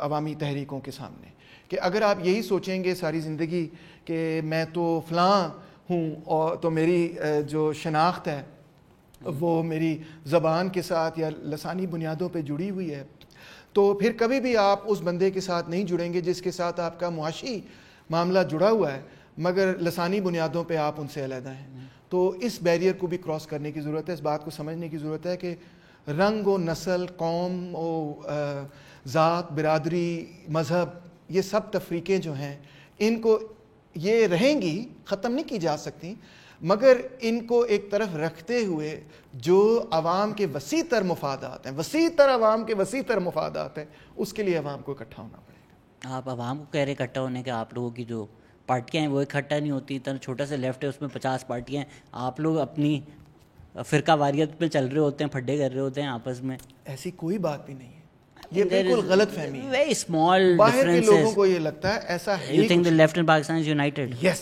No. اب میں جواب دیتا ہوں آپ کو کس طرح سے. پہلی بات تو یہ کہ 10 جو 50 تو نہیں ہے, 10 ہیں پارٹیاں, 10 کی 10 پارٹیاں لیفٹ ڈیموکریٹک فرنٹ کے اندر, جو ہمارا فرنٹ ہے اس کے اندر اکٹھی ہیں. 10 کی 10 پارٹیاں یونائٹڈ ہیں ایک دوسرے کے ساتھ, اور یہ ساری پارٹیاں ایک دوسرے کے ساتھ کوآپریٹ کرتی ہیں. آپ غور کریں, اگر میں سیمینار کروں ٹھیک ہے آج, اور میں کسی بھی پارٹی بائیں بازو کی پارٹی کے لیڈران کو دعوت دوں, سب آئیں گے. کوئی پارٹی لیفٹ کی سیمینار کرے, مجھے دعوت دے, میں ہر جگہ جاؤں گا, انلیس کہ میں مصروف ہوں آف کورس. تو یہ کوئی ایسی ڈویژن نہیں ہے جو کہ ایکشن میں ہمیں ایک دوسرے سے علیحدہ کرتی. یہ ہیں ساری تھیوریٹیکل ڈویژنس, جو کہ جو لوگ لیفٹ سے باہر بیٹھے ہوئے ہیں اور ان ڈفرینسز کو نہیں سمجھتے, وہ ان کو غیر اہم قرار دے دیتے ہیں کیونکہ وہ لیفٹ کی پالیٹکس سے واقف نہیں ہیں. یہ ہیں تھیوریٹیکل ڈفرینسز. مثال کے طور پہ 20th سینچری کی, اور پوری دنیا میں یہ موجود ہیں. دیکھیں 20th سینچری میں فار انسٹنس ایک وہ لیفٹ ہے جو کہ سوشل ڈیموکریٹک ہے اپنی اورینٹیشن میں, ایک وہ لیفٹ ہے جو کہ کمیونسٹ ہے اپنی اورینٹیشن میں, ایک یہ ڈسٹنکشن ہے.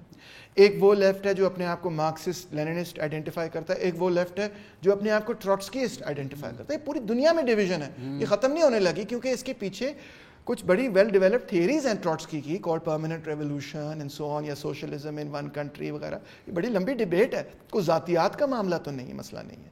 اچھا, ایک طرف ہیں اینارکسٹ یا لبرٹیرینز, وہ کہتے ہیں ہم نے پارٹی ہی نہیں بنانی, ٹھیک ہے نا. وہ کہتے ہیں ہم نے تو آرگنائزیشن کے, ہم اصولوں کے خلاف ہیں, تو کیسے اکٹھے ہو جائیں آپ کہہ رہے ہیں ہم نے ایک سیاسی پارٹی بنا رہی, وہ کہہ رہے ہیں ہم نے سیاسی پارٹی نہیں بنانی.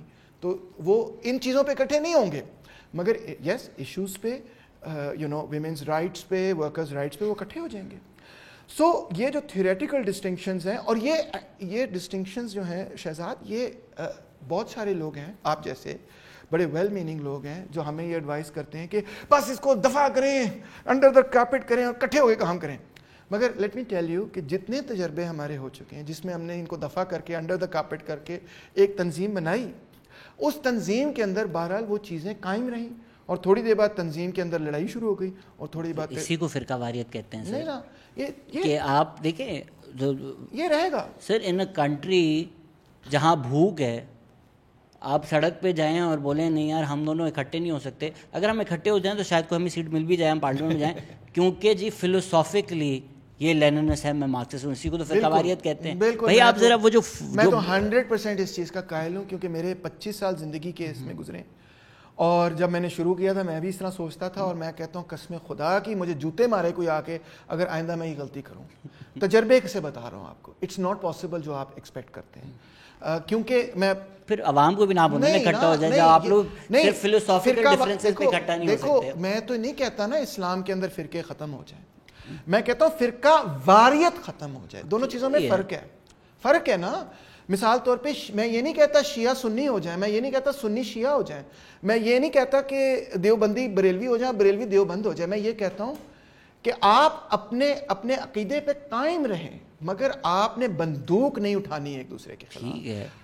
تو ہم جو بائیں بازو کے لوگ ہیں, ہم بھی اپنی سوچ پر, اپنے اسٹریٹجی پر قائم ہیں. ہر پارٹی کی اپنی سوچ ہے, اسٹریٹجک ٹیکٹیکل ویژن ہے, وہ اپنی جگہ اس پہ کھڑے ہیں. جہاں پہ ہماری کامن گراؤنڈ ہے وہاں پہ ہم اکٹھے بھی ہیں, اکٹھے ایکشن میں بھی ہیں, تھیوری میں بھی ہیں. اور جہاں پہ ہمارا کامن گراؤنڈ نہیں ہے وہاں پہ ہم کہتے ہیں یار thank you very much, I am not in agreement with this, تو میں آپ کے ساتھ اس معاملے پہ سہمت نہیں ہو سکتا. تو آپ اپنا کر لیں جس طرح آپ بہتر سمجھ رہے ہیں, ہم اس طرح بہتر سمجھ رہے ہیں, ہم اس طرح بہتر سمجھ رہے ہیں. تو یہ بھی ہمارا حق ہے, یہ بھی ہمارا حق بالکل ہے آپ لوگوں کا. ہم فرقہ واریت نہیں ہے, مگر ہمارے اندر ڈفرینس آف اوپینین ضرور. حق بالکل ہے, لیکن پھر وہی ہوگا کہ الیکشن میں سب کو 15 ووٹ ہی ملیں گے, جو مل کر 50 ہو سکتے تھے تو 15 ہی ملیں گے, بیکاز ویئر لائک اچھا ہمارے یہ 50 سال کے آئیڈیولوجیکل ڈفرینس. ویئر پاکستان کے کسی پارٹی میں کام کیا نہیں, ہاں اسی لیے آپ یہ بات کہہ رہے ہیں, کیونکہ جتنے لوگ لیفٹ سے باہر ہوتے ہیں نا وہ ہمیشہ یہیں سے بات شروع کرتے ہیں. جب آپ 5-10 سال کسی لیفٹ کی پارٹی میں کام کریں گے نا, اس کے بعد آپ کو اندازہ ہوگا کہ یہ ایک یوٹوپیائی قسم کا خیال ہے, تصور ہے. ایل ڈی ایف, ایک آپ کا جواب دیتا ہوں, ایل ڈی ایف نے آلریڈی اگریمنٹ کیا ہوا ہے کہ ہم نے جب کوئی بھی لیفٹ کی پارٹی کا کوئی بھی کینڈیڈیٹ کھڑا ہوگا, ہم اس کو اس علاقے میں سے ہم اس کو ووٹ دیں گے. سو یہ مسئلہ ہی نہیں ہے جو آپ کہہ رہے ہیں. مثال طور پہ عمار علی جان حقوق خلق موومنٹ کھڑی ہو رہی ہے وہاں سے, تو میں ان کے جلسوں میں نہیں جاتا کیا؟ میں بالکل ان کے جلسوں میں جاتا ہوں, میں وہاں گیت بھی سناتا ہوں, میں وہاں تقریریں بھی کرتا ہوں, جب وہ مجھے بلاتے ہیں میں جاتا ہوں. اگر میں کوئی فنکشن کروں, کیا عمار میرے پاس نہیں آتا؟ 100% آتا ہے. کیا ہم AWP کے پاس نہیں جاتے؟ ہر دفعہ جاتے ہیں. کیا وہ ہمارے پاس نہیں آتے؟ بالکل آتے ہیں. انقلابی پارٹی 9 تاریخ کو جلسہ وہ پریس کلب میں کر رہی, مجھے بھی دعوت ہے, مگر میں گیا ہوا تھا ذرا حسن نگر نہیں کر سکا. سو ایک سیکنڈ, سو پہلی بات تو یہ کہ الیکٹرل الائنس تمام لیفٹ پارٹیوں کا موجود ہے, کوئی لیفٹ پارٹی ایک دوسرے کے خلاف کینڈیڈیٹ نہیں کھڑا کر رہی. تو اگر میرے 15 ووٹ ہیں, کسی کے 50 ہیں, تو ہم وہاں پہ سارے ووٹ پول کر رہے ہیں آلریڈی. جو ہمارے اختلافات ہیں وہ اس بنیاد پہ ہیں ہی نہیں, ہمارے اختلافات اور چیزوں پر ہیں. مثال کے طور پہ ہمارے اختلافات اس چیز پر موجود ہیں, نیشنل پارٹی والے دیکھ لیں آپ, ٹھیک ہے, نیشنل پارٹی والے, عوامی ورکرز پارٹی والے اور ہماری پارٹی کا ڈائلاگ ہوا کہ ہم جو ہیں تینوں پارٹیاں ایک پارٹی بن جائیں. اب نیشنل پارٹی کے 5 سینیٹر بھی ہیں, اس ڈائلاگ کے اندر نہیں کامیاب ہم ہوئے, ٹھیک ہے. It didn't work. Why didn't it work? Because national party جو ہے وہ فنڈامنٹلی ان کی اسٹریٹجی اور تھی. AWP کی اسٹریٹجی ہمارے قریب تھی, مگر نیگوسیشن میں کیونکہ تینوں پارٹیوں نے اکٹھے ہونا تھا تو وہ it didn't come through. Now why didn't it come through? Because ایک طرف ہے وہ لوگ جو کہ جس کو آپ کہیں گے کہ وہ مارکسسٹ لیفٹ, لیننسٹ بھی چھوڑیں, وہ مارکسسٹ لیفٹ ہے. وہ کہتا ہے کہ ہمارا ریاست کے حوالے سے اور اکانومی کے حوالے سے ایک سرٹن تجزیہ ہے. اور دوسری طرف ایک لیفٹ ہے جو کہتا ہے کہ یہ ساری پالیٹکس آؤٹ آف ڈیٹ ہے, یہ ختم ہو گئی ہے, سوشلزم کا پروجیکٹ ختم ہے, آؤٹ آف ڈیٹ ہے. They are not interested in the socialist project. وہ یہ کہتے ہیں کہ capitalism is here to stay, اس کے اندر رہتے ہوئے ہم تھوڑا بہت اس کے ساتھ ٹنکر کر لیں گے. بھئی یہ فنڈامنٹل ڈویژن نہیں ہے. وائی ڈو یو, اور جو پروگرام پھر وہ تجویز, جب آپ یہ دو پارٹیوں کو اکٹھا کریں گے تو یا تو پھر آپ ایک اس نقطہ نظر یا دوسرے نقطہ نظر کو ایکسیپٹ کرنے پر مجبور ہو جائیں گے. دونوں تو نہیں چل سکتے نا, متضاد پوائنٹ آف ویوز ہیں. Yeah, but it's an academic discussion ہے. In a ملک where 4 اچھا سر ہم ساری پروگریسو پارٹیز بلا لیں, ان کو بولیں جی بانڈڈ لیبر پاکستان میں ختم کرنا ہے, کوئی نہیں ڈس ایگری کرے گا. یہ مسئلے تو ہمارے سالو کریں نا, کوئی پاور میں آ کر ہے. But you need power to solve these issues. And I think these differences are an impediment to getting anywhere. We're getting too much into it. let me just نہیں, but مجھے ایک کیویٹ نہیں, میں سوال پوچھوں گا لیکن میں ایک کیویٹ ڈال کے اسی چیز پہ آپ سوال پوچھنا چاہتا ہوں, کیونکہ کسی نے پوچھا ہوا تھا کہ ندیم فاروق پراچا کہتے ہیں کہ جو لیفٹ کے لوگ ہیں اگر ان کو واقعی پاور میں آنا ہے اور کچھ ڈفرینٹ کرنا ہے تو they should join mainstream parties. So it's sort of connected to what we were discussing. No way. Nadeem Farooq Paracha تو کب کا لیفٹ کو چھوڑ گیا ہے, اس کو ہی should leave the left now. He is left, he is left but he should leave us alone as well.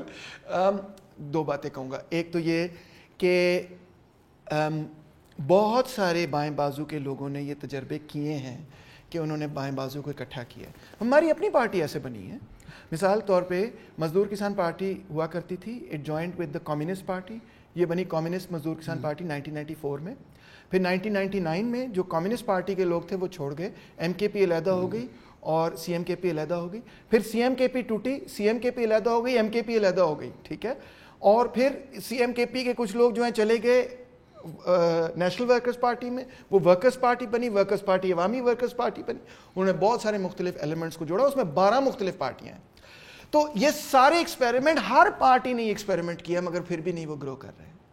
تو آپ کو یہ میں سوال کرتا ہوں کہ جو فارمولا آپ پریزنٹ کر رہے ہیں وہ صرف باہر سے ٹھیک لگتا ہے. اصل میں کیا ہوتا ہے کہ جب بہت دو ایسے گروپس جو کہ ایک دوسرے سے فنڈامنٹل تھیوریٹیکل اور پریکٹیکل, ناٹ جسٹ ایکیڈیمک, مگر پریکٹس میں ایک دوسرے کی سے بالکل اختلاف کرتے ہیں, جب وہ اکٹھے ہوتے ہیں تو ان کی ساری انرجی شہزاد اس چیز میں لگ جاتی ہے کہ انٹرنل پارٹی اسٹرگل میں, کہ ہم میں سے کون سا دھڑا اوپر آئے گا اور کون سا پیچھے جائے گا. اور میں اس چیز کو خود تجربہ کر چکا ہوں, اس لیے میں آپ کو کہہ رہا ہوں. آپ you've now hit the nail on the head. Yes, وہ there are a lot of ego issues that come into play. Sir, you know some people, I've also had a lot of these discussions with people, ego issues do come into play. That would be weird. Ego نہیں ہے, leadership ہے. Leadership اور ego میں فرق ہے. Leadership کی struggle شروع ہو جاتی ہے اور اس کے پیچھے ایگو نہیں ہوتی, اس کے پیچھے یہی سوچ ہوتی ہے کہ جو میں اور یا میرے گروپ یا میری پارٹی پچھلے 30 سالوں سے کر رہی ہے وہ ٹھیک ہے, اور یہ جو تیمور رحمان کر رہا ہے بالفرض یہ غلط ہے. اس کو نہیں ریزالو کر سکتے جب تک, دیکھو یہ ہو سکتا ہے معاملہ ٹھیک اگر پہلے آپ اس کو تھیوریٹکلی ریزالو کریں. پہلے آپ بیٹھیں اکراس دا ٹیبل, لوگوں کو بلائیں, سیمینارز کریں اور اس کوشچن کو بار بار ڈیبیٹ کریں کہ کون سی اسٹریٹجی غلط ہے, ٹھیک ہے. پھر جب آپ ایک پیج پہ آئیں گے پھر میں کہہ رہا ہوں وہ that will be real unity. مگر جب آپ یہ کریں گے نا جو آپ کہہ رہے ہیں, کٹھے ہو جاؤ کٹھے ہو جاؤ کٹھے ہو جاؤ کٹھے ہو جاؤ, تو وہ فارمولا کیا ہوگا کہ ایک پارٹی میں لوگ کٹھے ہوں گے, فیکشنل اسٹرگل اسی طرح. کیا آپ کو لگتا ہے لیبر پارٹی یو کے میں یہ ڈفرینسز نہیں ہیں؟ بالکل ہے. یو کے کی لیبر پارٹی میں ڈفرینسز ہیں, مگر یہی والے سارے سنو نا, مگر جو یو کے کی لیبر پارٹی کی جو مین لیڈرشپ ہے وہ اتنی بڑی اور طاقتور ہے اپنی پارٹی کے اندر کہ وہ اس ڈفرینسز کو مینیج کر لیتی ہے. ہاں دیکھو, ایک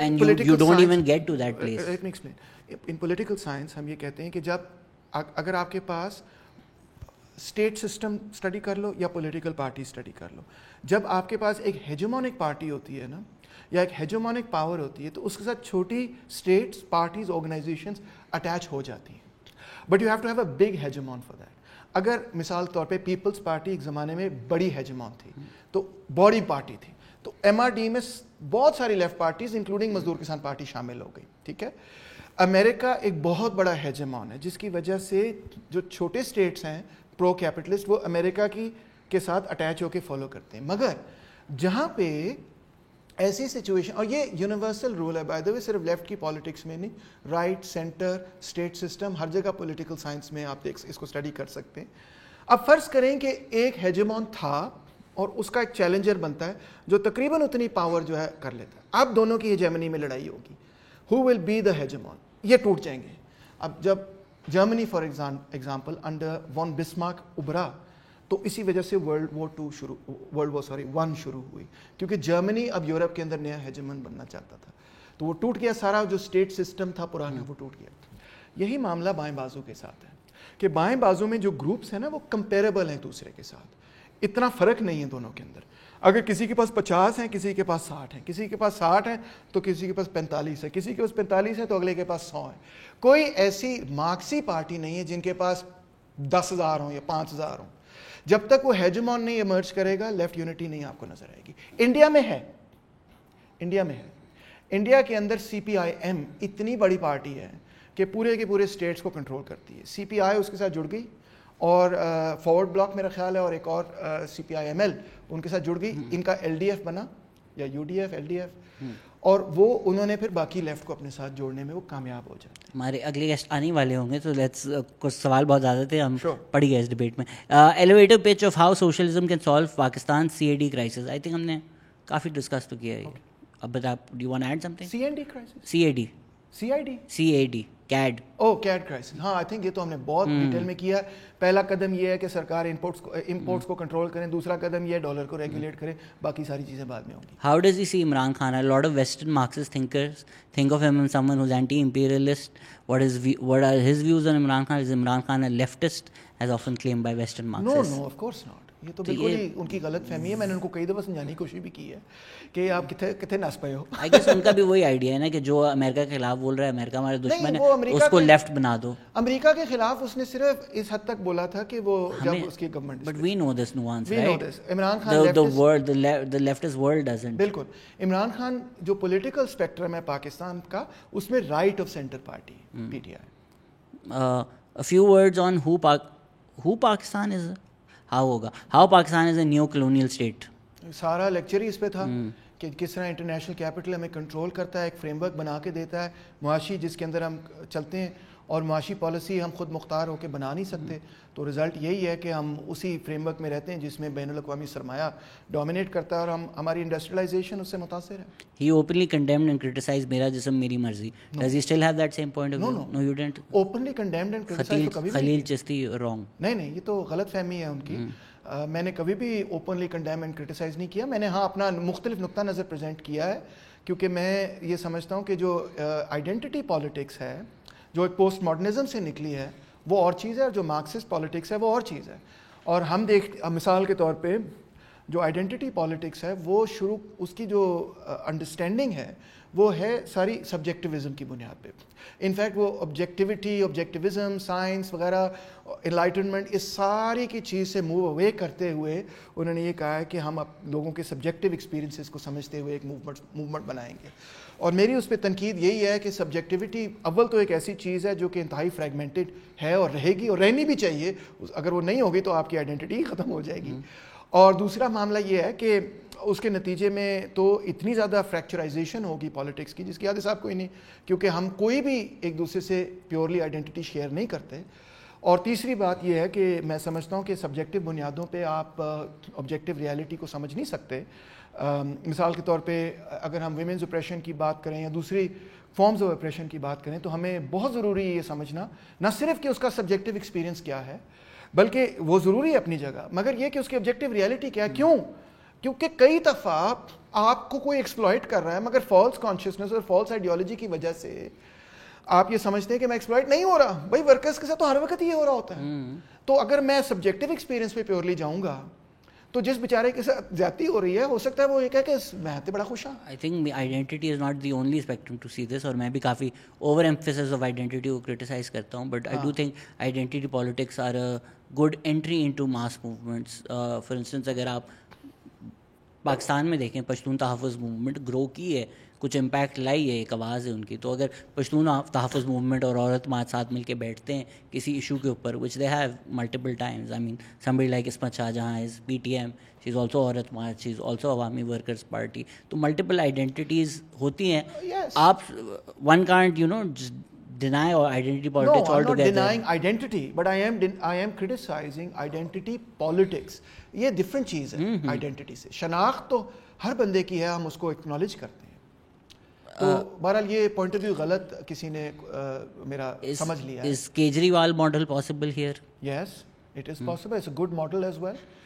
اگر وہ مطلب وہ مارکسسٹ تو نہیں ہے, میں تو مارکسسٹ ہوں, مگر میس پالیٹکس میں انٹر ہونے کے لیے اور میسج پہ امپیکٹ کرنے کے لیے میں ٹوٹلی اس چیز کے فیور میں ہوں کہ آپ کو وہ عام لوگوں کے ایشوز کو ٹیک اپ کرتے ہوئے چیزوں کو ٹھیک کرنا ہے. وجیہ نقوی پوچھ رہی ہیں how integral or not is his music and type of music to his political cause and academic scholarship. وہ ٹوٹلی انٹیگرل اس سینس میں کہ جو موٹیویشن تھی میوزک کرنے کے پیچھے وہ ہمیشہ یہی تھی کہ لوگوں تک ترقی پسند پیغام پہنچانا ہے. یہ موٹیویشن تو نہیں تھی کہ شہرت کمانی, پیسے کمانے. ہمیشہ یہ تھی کہ لوگوں کو فیض جالب وغیرہ سنائیں گے تو کوئی ترقی پسند سوچ پیدا ہوگی. تو وہ ٹوٹلی انٹیگریٹڈ تھا, مگر اس سینس میں انٹیگریٹڈ نہیں بھی ہے کہ لال جو ہے وہ مجھے بہت سارے ایسے پلیٹ فارمز پہ جانے کی اجازت بھی دیتا ہے جو کہ پولیٹیکل نہیں ہیں, جو کہ ثقافتی ہیں, جو کہ ہو سکتا ہے کوئی انٹرٹینمنٹ کا پلیٹ فارم ہو, وہ کہتے ہیں جی لال بینڈ کو ہم نے سننا ہے, بلائیں ان کو. وہ کوئی ڈائریکٹلی پولیٹیکل نہ بھی ہو تو وہ چل جاتا ہے.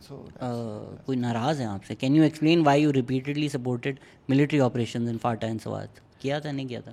کیا تھا, اس لیے کیا تھا کیونکہ اس وقت جب بنیر وغیرہ اور اسلام آباد کے قریب پہنچ گیا تھا حکیم اللہ محسود, تو اور اس وقت اتنی زیادہ دہشت گردی ہو رہی تھی کہ جس کی حد حساب کوئی نہیں, اور اس وقت پارلیمنٹ بھی سبمٹ کر گئی تھی ٹوٹلی.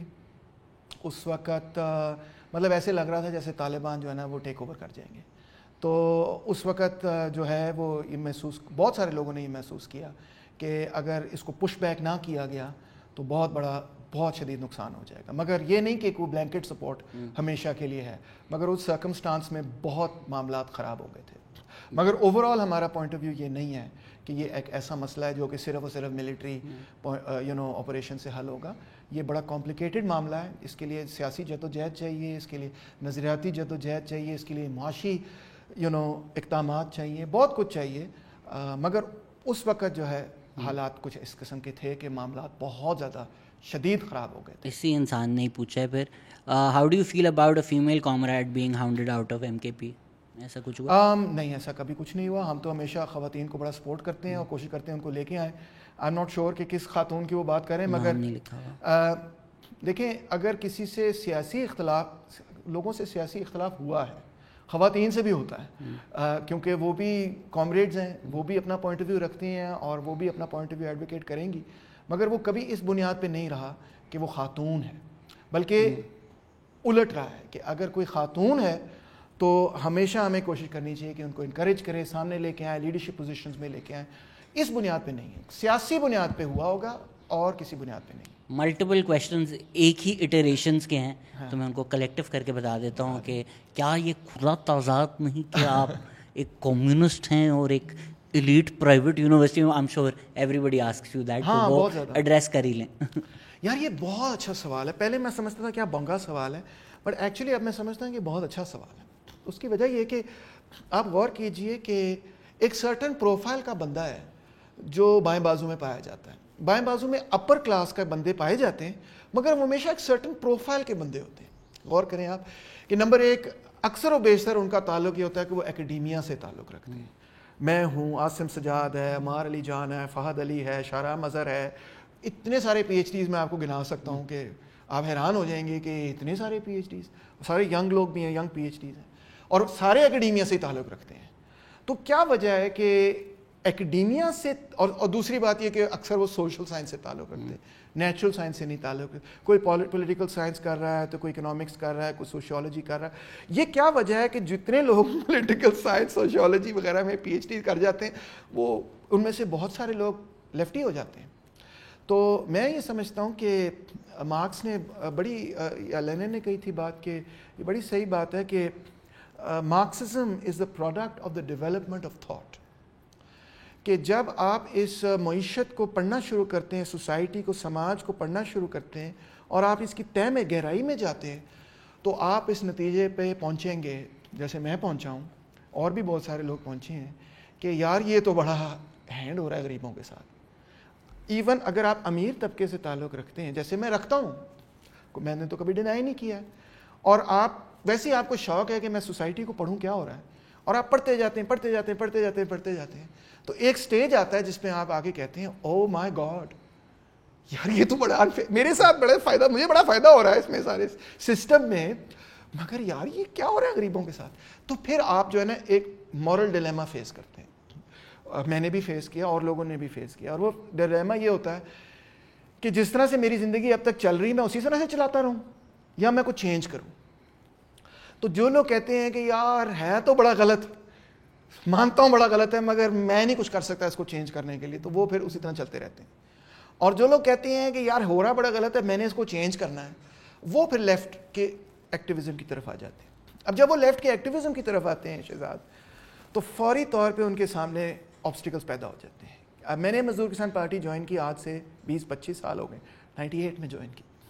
جب آپ بائیں بازو کی ایکچوئل پالیٹکس میں جاتے ہیں, ٹریڈ یونین کریں, آپ تحریکیں کریں, تو آپ کو نظر یہ آتا ہے کہ او مائی گاڈ, یہاں تو یہ تو بڑے غریب لوگ ہیں, ان کے پاس تو 2 پیسے نہیں ہیں جوڑنے کے لیے. ایون لاہور سے فیصل آباد اگر سیمینار کے لیے جانا پڑے تو ان کے پاس پیسے نہیں ہوتے جانے کے لیے. تو پھر امیڈیٹلی ہر تحریک میں, ہر بائیں بازو کی پارٹی میں لوگ آپ کو کہتے ہیں کہ ضرورت ہوتی ہے وقت کی کہ پیسے ہونے چاہیے کام کرنے کے لیے. پوسٹر چھاپنا ہے جی, پیسے کہاں سے آئیں گے, کتاب چھاپنی, کتابچہ چھاپنا ہے, پیسے کہاں سے آئیں گے. تو ایک دم سے ہر بندے پہ, ہر لیفٹسٹ پہ یہ پریشر ہوگا کہ بھئی پیسے بناؤ تاکہ پارٹی کو فنڈ کریں, تحریک کو فنڈ کریں. تو پہلے جب میں نے بائیں بازو کی پالیٹکس جوائن کی تھی تو میں بھی اس ماڈل پہ کام کرتا تھا جو لوگوں میں بڑا مقبول ہے آج تک, کہ جو آئیڈیل امیج ہے کہ بس غریبوں والی زندگی اپنا لو. میں آئی ڈونٹ نو, آپ نہیں جانتے, مگر اس پیریڈ کے اندر میں فنیٹک تھا اس معاملے میں, اے سی بھی نہیں چلاتا تھا میں, تو فنیٹک ایکسٹریمسٹ تھا میں کہوں گا. اب میں اس کا ذکر نہیں کروں گا کیونکہ ایسے لگے گا جیسے میں پتہ نہیں کیا اپنی کوئی تعریفیں کر رہا ہوں, بٹ میں اس معاملے میں فنیٹک تھا. اور مگر وہ اسٹریٹجی نہیں چل رہی تھی, کیونکہ اگر میں اپنی ایتھیکل پوائنٹ آف ویو سے دیکھوں تو یہ اسٹریٹجی بڑی درست ہے کہ جی میں بھی اسی طرح زندگی گزاروں جو کہ غریبوں کی زندگی ہے. مگر اگر میں pragmatic needs of the movement کی طرف دیکھوں تو جس بھی بائیں بازو کی موومنٹ میں آپ جائیں گے, پہلی چیز یہ ہوگی کہ سیمینار کرنا ہے تو اس کے لیے ہال بک کرنے کے لیے 30,000 روپے دینے پڑیں گے. آپ کو کہاں سے آئیں گے؟ تو آپ کو کہیں نہ کہیں سے پیسے اپنی زندگی کے لیے بھی, اپنے بچوں کے لیے بھی, اور کیا نام ہے, موومنٹ کے لیے بھی پیدا کرنے پڑیں گے. اب شہزاد, آپ کی آڈینس نہیں جانتی, I come from a business family. Okay, میری ماں کا بزنس ہے, سب ویریفائی کر سکتے ہیں, اس کا نام ہے ان ڈیزائن.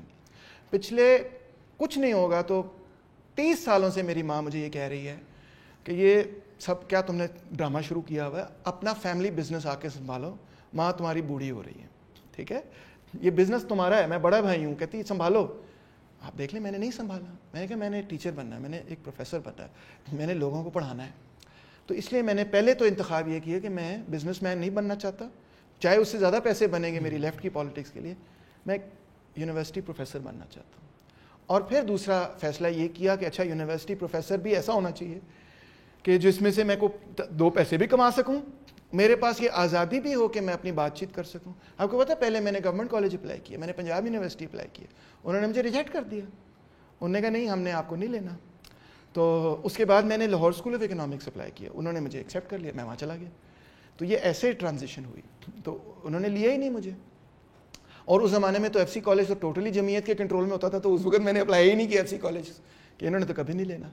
تو خیر, تو کیا یہ رہا تھا کہ یہ معاملات تھے کہ how do I manage my affairs, کہ میرے پاس اتنا ٹائم بھی ہونا چاہیے کہ میں لال بینڈ بھی کروں, میں این کے پی بھی کروں, میرے پاس اتنے پیسے بھی ہونے چاہیے کہ میں ان چیزوں کو فائنینشلی سسٹین کر سکوں, میرے پاس اتنے پیسے بھی ہونے چاہیے کہ شادی بیاہ, 2 بچے ہیں میرے, ان کو میں نے اسکول بھی بھیجنا ہے, اچھے اسکول بھی بھیجنا ہے, اچھی کمفرٹیبل زندگی بھی دینی ہے, ایک اچھے آپ کہہ لیں تھوڑی پیٹریارکل سی بات ہے کہ ایک اچھے ہسبینڈ کا کردار بھی ادا کرنا ہے, کہ اپنی فیملی کو سپورٹ کرنا ہے. تو اگر آپ یہ سمجھتے ہیں کہ یہ سب چیزیں جو ہیں وہ اس طرح سے ہو سکتی ہیں جس طرح سے آپ کہہ رہے ہیں, تو آپ ایک ایسا کرائٹیریا سیٹ کریں جو آپ خود بھی قبول کرنے کے لیے تیار نہیں ہوں گے کبھی بھی. تو یہ باتیں ہیں کہ آئی تھنک کہ نمبر 1 یہ کہ یس, لیفٹ کے اندر اپر کلاس سے لوگ آتے ہیں, وہ ایک سرٹن پروفائل کے ہوتے ہیں, اکثر وہ ایکیڈیمکس ہوتے ہیں.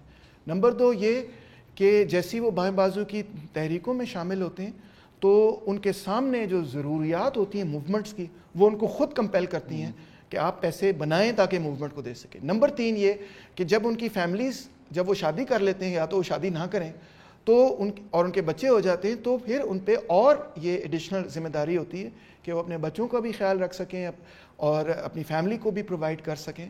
تو پھر ان کے سامنے جو معاملات ہوتے ہیں ان کو وہ کرنا ہی پڑتے ہیں. تھینک یو سر. اگر آپ گورنمنٹ کالجز میں پڑھائیں سکے تو یوٹیوب پہ اب آپ ملینس کو پڑھا رہے ہیں, سب آپ سے سیکھتے ہیں, پڑھتے ہیں. Thank you so much for your time and thank you for listening. Take care, bye bye.